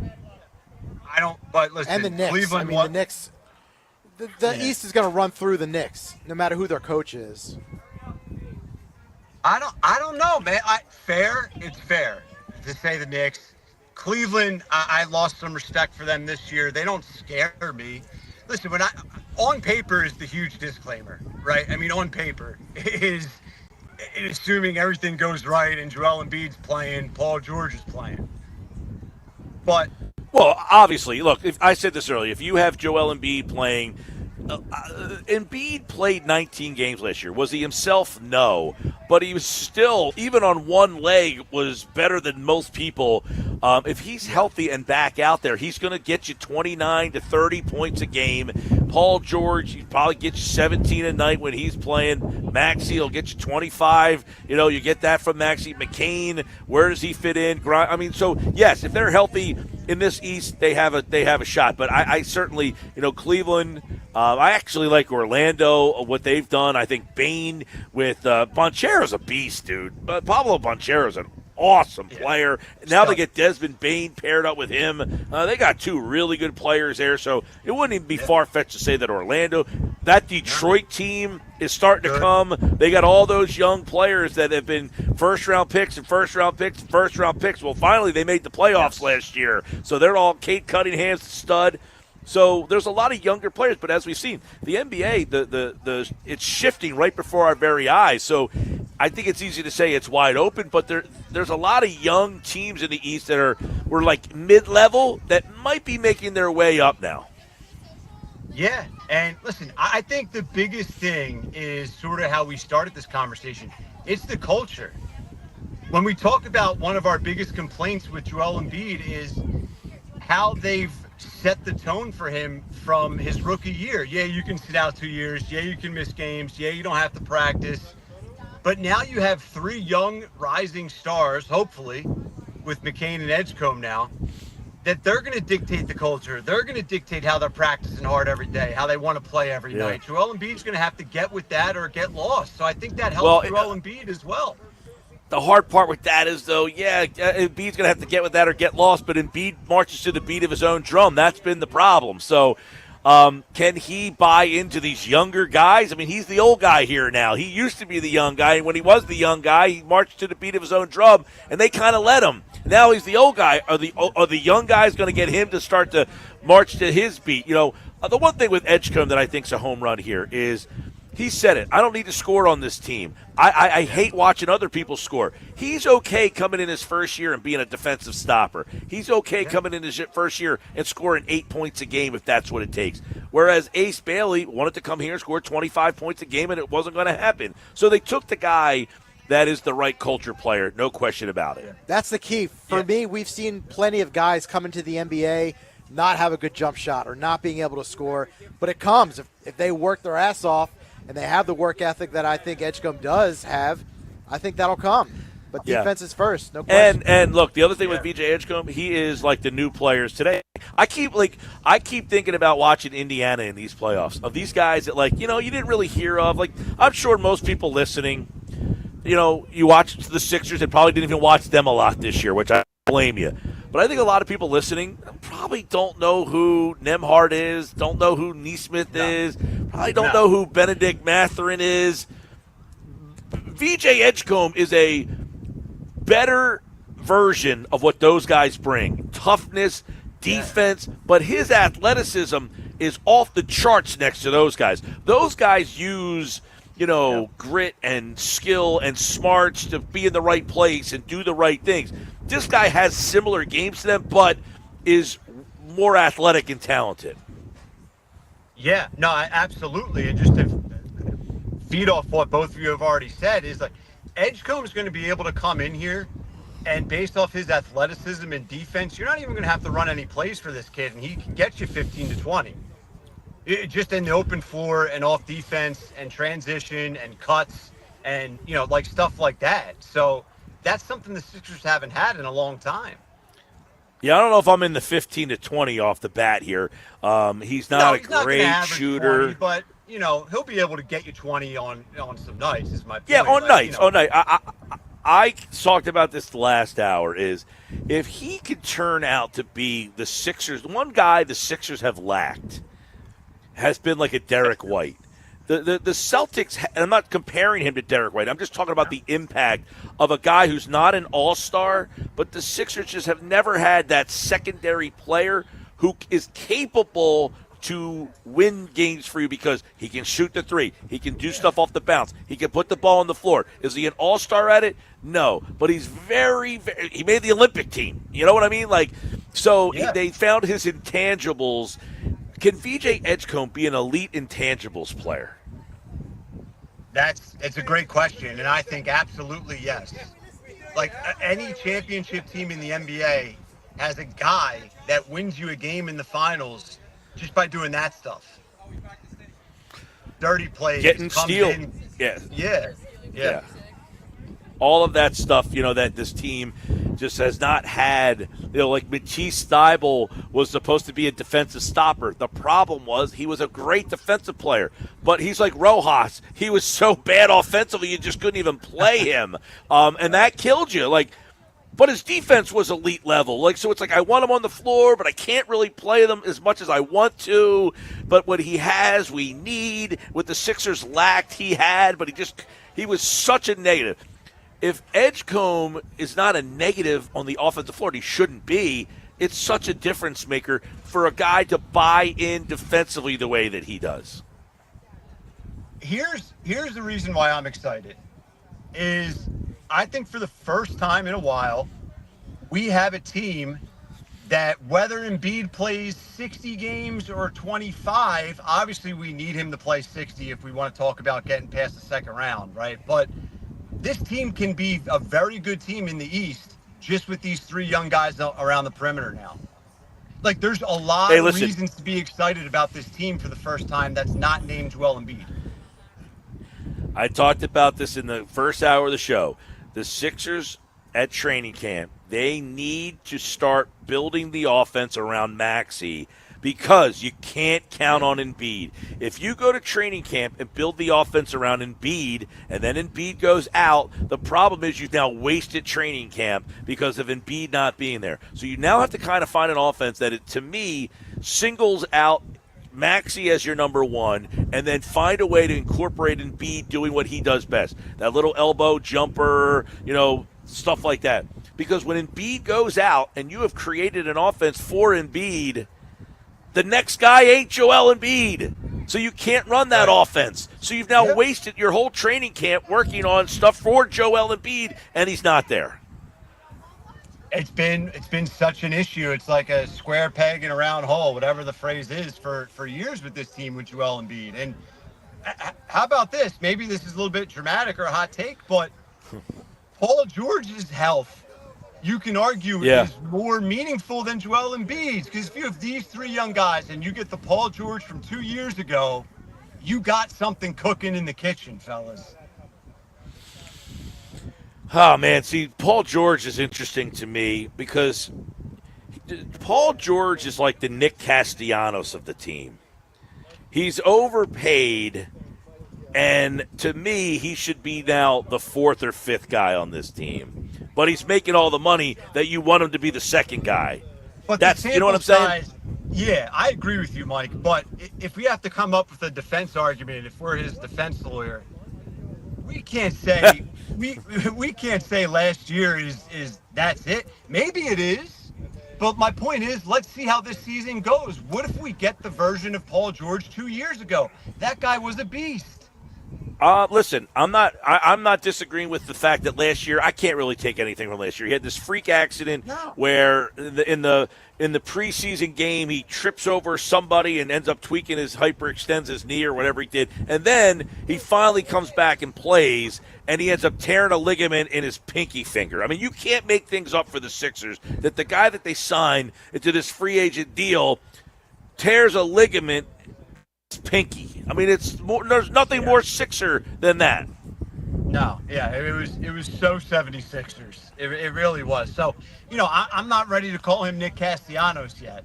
Not yet. Let's wait and see. Hopefully. Well, he's not Indiana Pacer Paul George anymore. We all know that. But what I'm saying with the Nick Castellanos thing is, you pay Nick Castellanos, a right-handed power hitter, $20 million to be a right-handed power hitter, and he's obviously not been able to fill that role. So for the last 3 years, we've been screaming off the mountaintop, they need a right-handed power hitter. Well, you signed one for $20 million. The Sixers have needed this guy who can be a Paul George, a 6'8", catch and shoot, put the ball on the floor, 3-and-D. They've never had an elite level 3-and-D. They finally get this guy and pay him all the money, and now we're at the point where we don't really need you to be the second guy on the team. Can you just be like the fourth guy on the team? Well, I paid him to be the second guy on the team, and unfortunately, I have him as the fourth guy on the team. Maybe even the fifth guy. Who knows? Yeah, no, it's fair. It's a great player comp. But how about this? I think a lot of people too forget Maxey can take a significant jump in his development. He's going to need to. Yeah, he's going to need to. I agree with you, PG. I think we talked about this. I think we did this on Rye or Cy a couple weeks ago. Halliburton and Maxey were drafted in the same draft class, correct? Mm-hmm. Yes, correct. I believe they were taken in the same draft class. Maxey 21, Halliburton was 14 or something like that. But Halliburton is actually 1 year older than Maxey is. So what my question was, can Maxey make the jump that Halliburton made from last year to this year? Can Maxey do it this year? Listen, Maxey is a better player. Halliburton averages 18 points a game. Right? Everyone throughout the NBA playoffs, when Halliburton had a 12-point game, they're like, what's going on? Dude, go to Basketball Reference and go to the game. That's Tyrese Halliburton. Halliburton gives you 17 a night. Maxey can give you 25 a night. So, Halliburton. Their games are different. Yeah, but we might have just seen their 0-1 Sixers run. They may be off into the sunset after this year, the Pacers. My point Halliburton getting hurt, obviously changes the dynamic there. But what I would say is Halliburton scores 18 a night, but he dishes out 10, whereas Maxey is not the same. That's a different. He's a better facilitator than Maxey is. He makes some clutch shots. I mean, this isn't a knock on Maxey, but, when Halliburton is running the team by himself, he's the guy, and they're winning and going to the finals. Whenever Embiid goes out, Maxey takes over, the team's a disaster. So he has to get past that point. Whereas if I'm the best guy and teams are game planning for me, I have to be able to handle that. Because when Embiid goes out, he hasn't been able to do it. But you've brought up the question a lot. You did it a couple minutes ago of can McCain and Maxey coexist? You've brought that up a lot, Mike. And it's a fair and important thing to bring up. I asked Nick Nurse. That question. Yeah, I know you did, and it's fair, and it's an important question. But I bring that up because I would love to see them give McCain the keys a little bit more to this car, because Maxey is, I think, more comfortable as a scorer, as a shooting guard. Take the ball out of his hands and let McCain. McCain can fit that role. Do you agree with that? Yeah, I mean, Nick Nurse essentially said as much as that, as he thinks that they have to interchange a lot more. And, Daryl Morey said it, and this is the problem. Daryl Morey said, can they coexist? He says, I'm not so sure about that unless you have an elite rim protector. Well, when Joel Embiid's here, you have an elite rim protector. But when Joel Embiid's not here, you don't have an elite rim protector. So are you essentially saying if Embiid's not here, they can't coexist? I mean, that's what it sounded like to me. Yeah, I think that's a big leap, but I hear you. I think back to your point about this team being too centered around Embiid, that's the shift that needs to be made this offseason on both ends of the floor, not just on offense, to your point. It needs to be a whole philosophical change, right? By the way, it's cold out here. It is. It is legit kind of cold out here. What is the ceiling for Tyrese Maxey? Is it going back to his time with James Harden next to him? Is that the Tyrese Maxey we want to see, or even a better version of that? What is his ceiling with this team? It's a fair question of like, Maxey and Halliburton are different in this range too. Maxey is a smaller guy. We saw Allen. I mean, Allen was awesome, but he was a small guy that it's hard for that guy to lead you all the way as far. You can only, like a 6'2" guy, and Allen wasn't 6'2". I mean, Halliburton 6'5". He can get a shot off. He can shoot over top of you. He can do things like that. That's where Maxey. I still think Maxey has to finish at the rim. He's small. Sometimes he ends up sliding across and he doesn't get the calls. That's another thing. He's not at the level where he's getting the calls still. No, yeah. Our biggest complaint with Maxey sometimes is he smiles too much and he doesn't get the calls from the refs. He doesn't get the calls. That's true. But, I think to PG's question, it's still yet to be determined. But I would like to see Maxey with less pressure and responsibilities as a facilitator and bringing the ball up and just say, hey, bro, you're our scorer on the wing. Let McCain do the facilitating and get us into our sets. I think that could be successful. I will say this, the draft has a way of making things exciting, and I think it is kind of cool that I think VJ Edgecombe is the kind of guy, much like McCain and much like Maxey. They're a joy to watch. They bring joy to the game, those three kids. And I think that it's good that the Sixers have a guy because a couple of years ago, when the Sixers got knocked out in the first round, I guess it was, and people were like, they were over them. Like, they're done. It was Maxey, the way that he started that season 2 years ago, that people were like, I think Maxey's brought me back in. He was such a joy to watch. You were like, I think an all-star. Yeah, and can Maxey returning, I think people forget, Embiid being hurt virtually the whole year, soured the whole season. Then George also getting hurt. Those two never playing together. That soured everybody. But McCain, who was a pleasure to watch, he missed essentially the whole year. He played like 30 games. Then Maxey got hurt. You're talking about four guys who essentially didn't play at all last year. Your four best players. There should be some microcosm of, I am intrigued. But the question will be, will people be able to let their guard down and they kind of invest themselves back into this group? I don't know about that. That's the question. I think after everything we just talked about, shame on you if you can't get excited about the Sixers. I get it. You've been hurt in your past. I get it if you're listening out there. But there's too many reasons to be excited about this team. I really believe that. There's too many reasons. Well, I'm definitely sighing at they're the favorites in the East. That I'm sighing at. That's a fair sigh. It's a fair and respectable sigh. Big fat sigh. Big sigh on that one. But if they're healthy, is it that crazy? And I know no, if they're healthy, yeah. If they're healthy, I would say they're in the top four. Top four, man. You're very hesitant on your respect giving there. If Paul George is healthy, if Embiid's healthy, if Maxey's an all-star, if McCain's playing like the rookie of the year, if Edgecombe's who we think he is, I mean, you put that up against anyone in the East. I think you could put it up against them, and you're in the top four. I didn't say you weren't. You could be 1, 2, 3, or 4. One of those four teams. It's not saying much. That's all I'm saying. It's not. They're in the top half. Where was Indiana this year? They were the 5 seed, were they not? Yeah. Were they 5 or 6? They were an underdog in every one of their series. Yeah. All right, there's segment 1 of the books here, Sports Bash Live, 97.3 ESPN. We got about a half hour left here at the Tuckahoe Inn, and as I mentioned, it's a little chilly. So if you're coming out for dinner, by the way, good dinner crowd tonight. What's on the menu there? I had what did I have for lunch? French dip. Oh, I had the French dip. I go ahi tuna salad. That was Very nice. good. Yes. So good choices on the menu. They got a nice menu here. The Lombardi Trophy's hanging out for another half an hour. A lot of pictures today. You can check out all the pictures on our social media sites on the IG at 973 ESPN. Plus, we got another segment left to go here on the Sports Bash. Pete G, my on-site producer, we got the Bet365 play of the day. I hope you play it tonight. You know what? I saved my money by not playing the Phillies earlier, so maybe I will play it. We got that coming up in about 20 minutes from now. Stick around. More Sports Bash coming up live from the Tuckahoe Inn in Upper Township.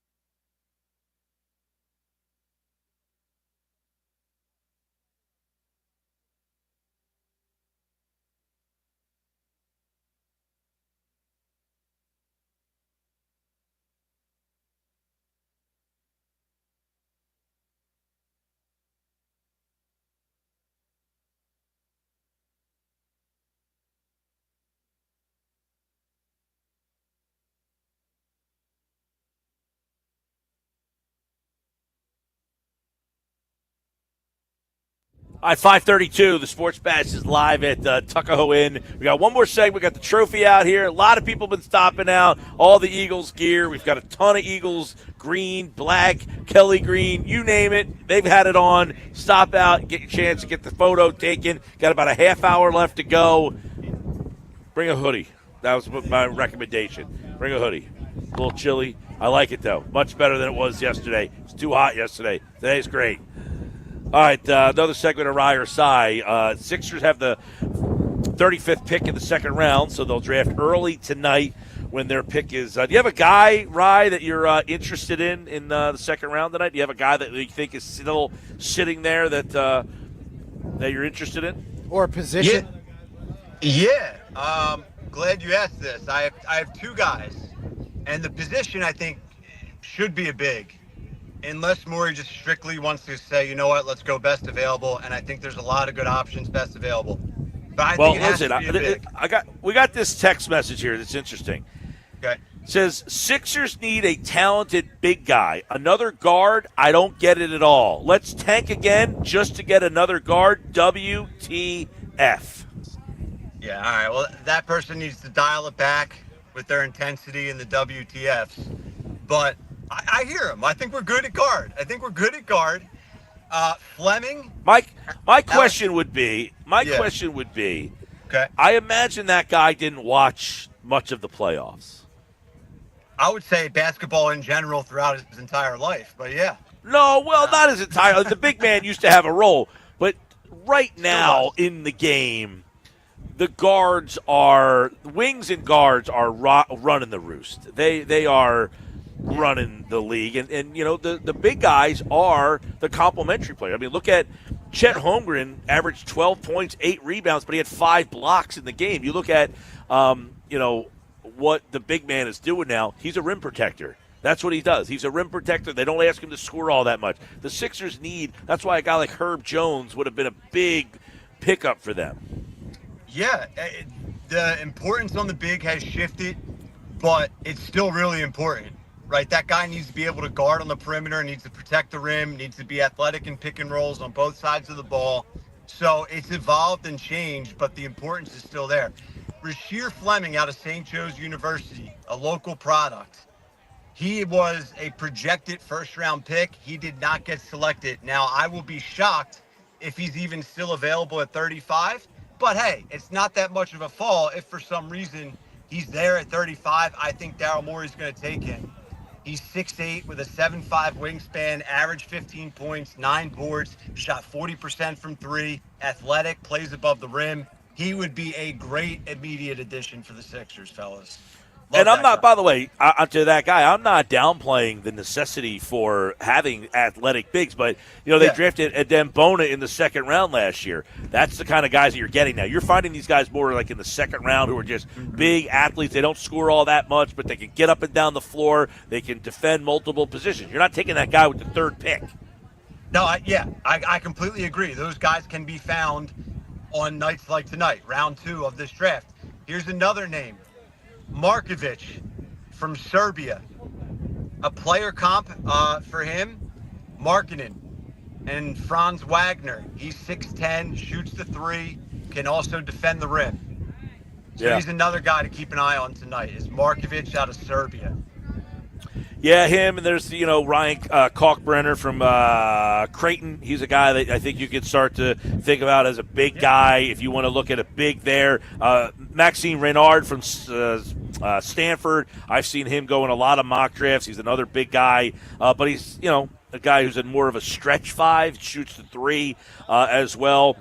So there's a couple guys there. Eric Dixon out of Villanova is another center. So if you're looking for a big, you can go in that direction there. Vladislav Gulden, you remember him from those FAU teams. He transferred to Michigan. He would be more of your old school big, rim protect. He's like 7'2", not very athletic, not very mobile if you want to go in that direction.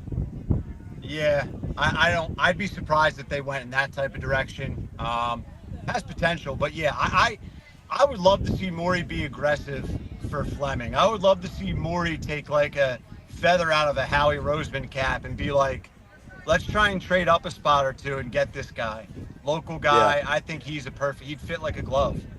Yeah, Johnny Broom, too, by the way, out of Auburn. He's kind of that undersized 6'9", but center, tough guy, inside, outside, can defend multiple. So, they got that 35th pick. I wouldn't be surprised if they went with another athletic big for that text message guy who was WTFing out there. Yeah. But he's right. I mean, this is a priority, especially if you're going to lose a guy like Yabusele. Oh, no. You need a backup You're saying big. but you're saying you said he's right. He wanted them to take a big with the third pick. Yeah, no, not that. They made the right decision by adding a guard when they did. But now I'm saying it's a priority. It'd behoove them to go big right now at 35. Right, exactly. Yeah, if you took a big at 3, you would have been reaching. Well, like a Derek Queen. Someone traded up for Queen. Who's that? New Orleans. Yeah. He actually went later than I thought. Queen's a stud. The kid out of Duke, whose name I can't pronounce, he's an absolute monster alien. He was a top 10 beast. pick, right? Yeah. Oh, he went. Malowick. Yeah. Okay. He went, I think, 8. 10. I think he went 10. Yeah, and he's a guy that I liked a lot too, but you couldn't take him at 3, and that's why I kind of advocated, if you wanted to move back a little bit and you could land a guy like that, Derek Queen would have been a guy who, and listen, But they gave up an unprotected first-round pick, next year's unprotected first-round pick to move up 10 spots to draft that kid. Yeah, that was stupid. I don't know that I liked him that much. Yeah.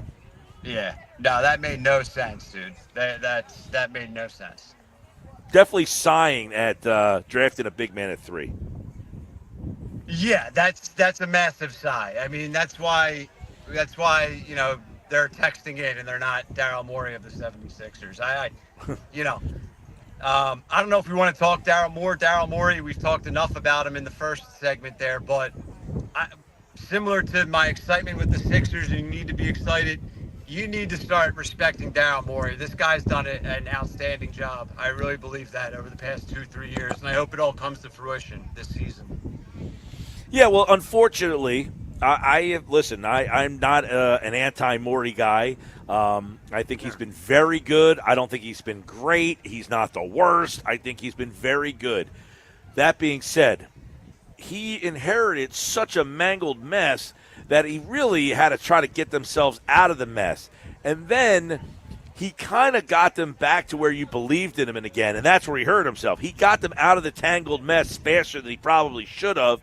And then because he did that, they got Paul George, and then people got expectations. And then the season that they had here was so bad that, it's incomprehensible to anybody to say, how could you have a season that you just have and then keep your job? Where Morey, also, look, I said it before, I don't know what it is about Morey, but is it his arrogance to something? People think he's arrogant, the way that he looks, but people perceive him as a failure. Like, he has done nothing in his career. He's never won a championship. So people look at him as, what has this guy ever won? So he has that reputation. Yeah, I don't get it, dude. I don't feel like it's like a valid reputation to have. Like, honestly, I don't. I'd be critical if I think he deserved it. I think you said it. He got them out of messes quicker than we expected, and it ended up in frustration. But the fact that we were even afforded the opportunity to get frustrated, like, do you know what I'm saying? Like, Morey dug them out of holes so fast and so impressive, and then the players ended up being a disappointment. But, he can only do so much. Well, and listen, they say you picked the players that became disappointing, so that's on you. Listen, the fans are always, especially Morey, who has this reputation that he was like, the analytic guy, and people don't like that. The nerd. And when it doesn't, Philly does not like the nerd. No, exactly. So he has that kind of against him, and look, the feedback that I get from most of the people who text in or follow me on social media, they don't like the guy. They think he's terrible, and they think he stinks. And I say, is he great? I don't think he's great. I think he's been very good. The 2 signature moves will be the Embiid extension and the George signing. And guess what? They get weighed heavier because of the star power that they have behind them than drafting McCain at 16, finding a Dembona in the second round, finding Justin Edwards as an like those things do get weighed heavier, but people almost completely don't look at the periphery moves as anything because you messed up the two biggest moves so far. I would say be careful what you wish for. If you want Morey fired after this season, careful what you wish for. And PG, MG, if we had to put our finger on what's been the biggest issue for the Sixers over the past 6-7 years, going back to 2015, 2016, we would probably say turnover in the front office. Would we not? So we want more turnover. Is that our solution? The lack of stability in the front office, I think, has been a major, major problem. You had Hinkey's vision for the team, which then turned into Colangelo's vision for the team, which then turned into Brett Brown's vision of the team, which then turned into Elton Brand's vision of the team, which then turned into Daryl Morey's vision of the team. If one thing that had me say you can't fire Daryl Morey, it was you need stability. They've done a good job in the draft. Let him continue to draft and build this team. You need the stability at that position. Now, you can't keep firing the general manager. But if they win 24 games next season, all bets are off, right? If they win 24 games next season, he's got to go. Right. Sorry, you can't win 24. If they're all healthy and they're back and you come back. It depends how and the why behind it. I don't think so. I don't think so from this perspective. You think have that's the already. If Embiid ends up out for the year, if George ends up out for the year, if Maxey ends up missing half the year, we're going to say that's Daryl Morey's fault and we need a new GM in here. That's the answer to our problems. No, it's not. We need a new medical staff, maybe. I would say it would be an unjust firing, but if you don't want to completely lose the fan base, you could not bring him back again. You've lost the fan base. You have lost. That would be a horrendous ownership decision. That would be an overreaction and an attempt to please the fan base. You have already lost, I would say, a large chunk of the goodwill that you built through the process years. That place filled to the rafters every night. The top jersey sales, the number one ticket sales, the number one thing. Yeah, but you can get that goodwill back so quickly, Mike. You know that. Not if you win 24 games again. If you win 24 games again and you bring the general manager back, they're going to lose whatever semblance of people that are left. So listen, as much as I said, I don't think if under your scenario they went through an injury and all that stuff, I would say it would be unjust. But for the PR aspect of it, they couldn't bring the guy back again. That would be another year of the numbers game. Can we keep this pick to OKC? Do we have to give it up? That'd be 2 straight years of the numbers game. Yeah, and listen, I would not be advocating that if that happened. It's like, listen, what are you supposed to do? Yeah. But the answer would be, listen, and this is where I think Josh Harris would say, listen, we signed Embiid. I was on board with that. We signed George. We were all on board with that. But it backfired on us, and that was partly your decision. And I agreed with your decision. I signed off on your decision. And therefore, it was your decision. 2 years in a row, these guys haven't been healthy. I can't bring it back again. I can't do it. Yeah, listen, I get it. I get it. It would be unjust. That's my defense. To your point, it would be unjust, but I understand it. I just hope it doesn't backfire, man. Like, here's another thing. I know we got to go, but it's like, is trading Paul George now even on the radar? Do we even want that as fans, or do we say, no, let's see how this thing plays out?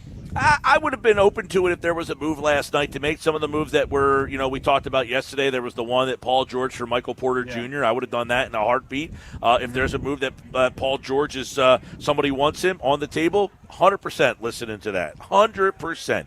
Because guess what? Even if he has one more good year left in him, and it's this year, I don't know that he has 3 more good years left in him. No, I hear you. That's fair, and I agree with that. All right, don't forget the draft tonight. The coverage starts at 7:30 right here on 97.3 ESPN. The Sixers have the 35th pick in the draft, so they'll be picking very early here when the coverage begins at 7:30. That's Ryer Sy for this Thursday edition. See you, man. Later, fellas. Thank you. All right, Ryan Rothstein joins us periodically in the 5 o'clock hour here on the Sports Bash Live on 97.3 ESPN. Of course, we are live at the Tuckahoe Inn. We got one last segment left. It's the Bet365 play of the day. I got that for you next, right here at the Tuckahoe Inn. Now, if you're just getting in, you want to get your picture taken with the Lombardi Trophy, you got a couple minutes left to do it. You got about 10 minutes left to go. Get the picture taken, put that keepsake up on your wall. Hey, you don't know when you're going to get one again. It took them forever to get one. Now they got two, and we got one of them right here. The Philadelphia Eagles Lombardi Trophy is live here. Tomorrow, we're taking the Lombardi Trophy with us on the road to Ventnor Social in Ventnor. We'll be over there live tomorrow. So if you couldn't get here today, you want to see us tomorrow, we'll be over at Ventnor Social tomorrow. We'll have the trophy with us. And hopefully nice weather, too. It looks like it's going to be another good day. So stop out either Tuckahoe Inn tonight, Ventnor Social tomorrow, more Sports Bash. The Bet365 play of the day is next.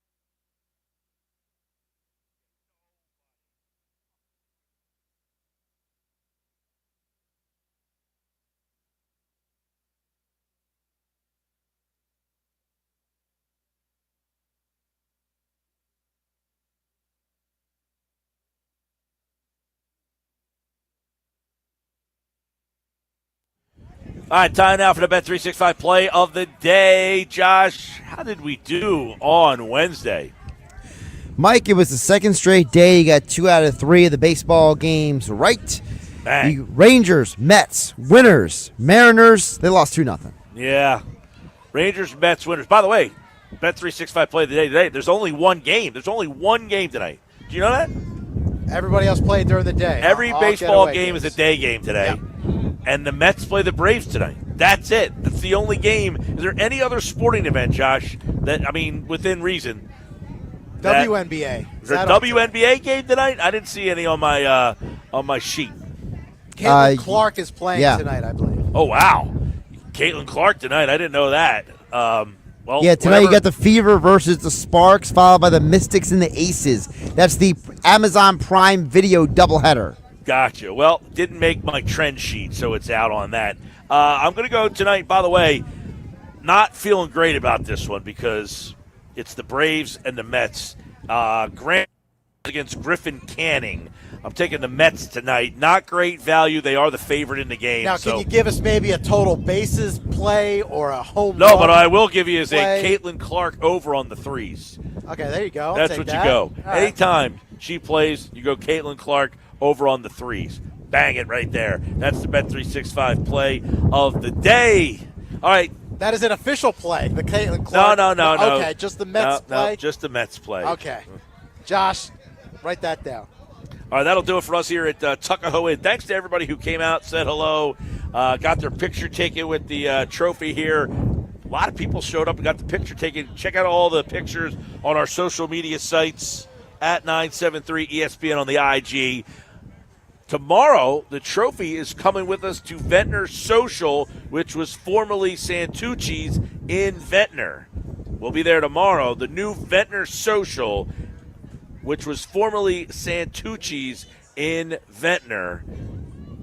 Check us out tomorrow. The Lombardi Trophy, another chance for you to get your picture taken there tomorrow. Pete G was my on-site producer. Josh heading back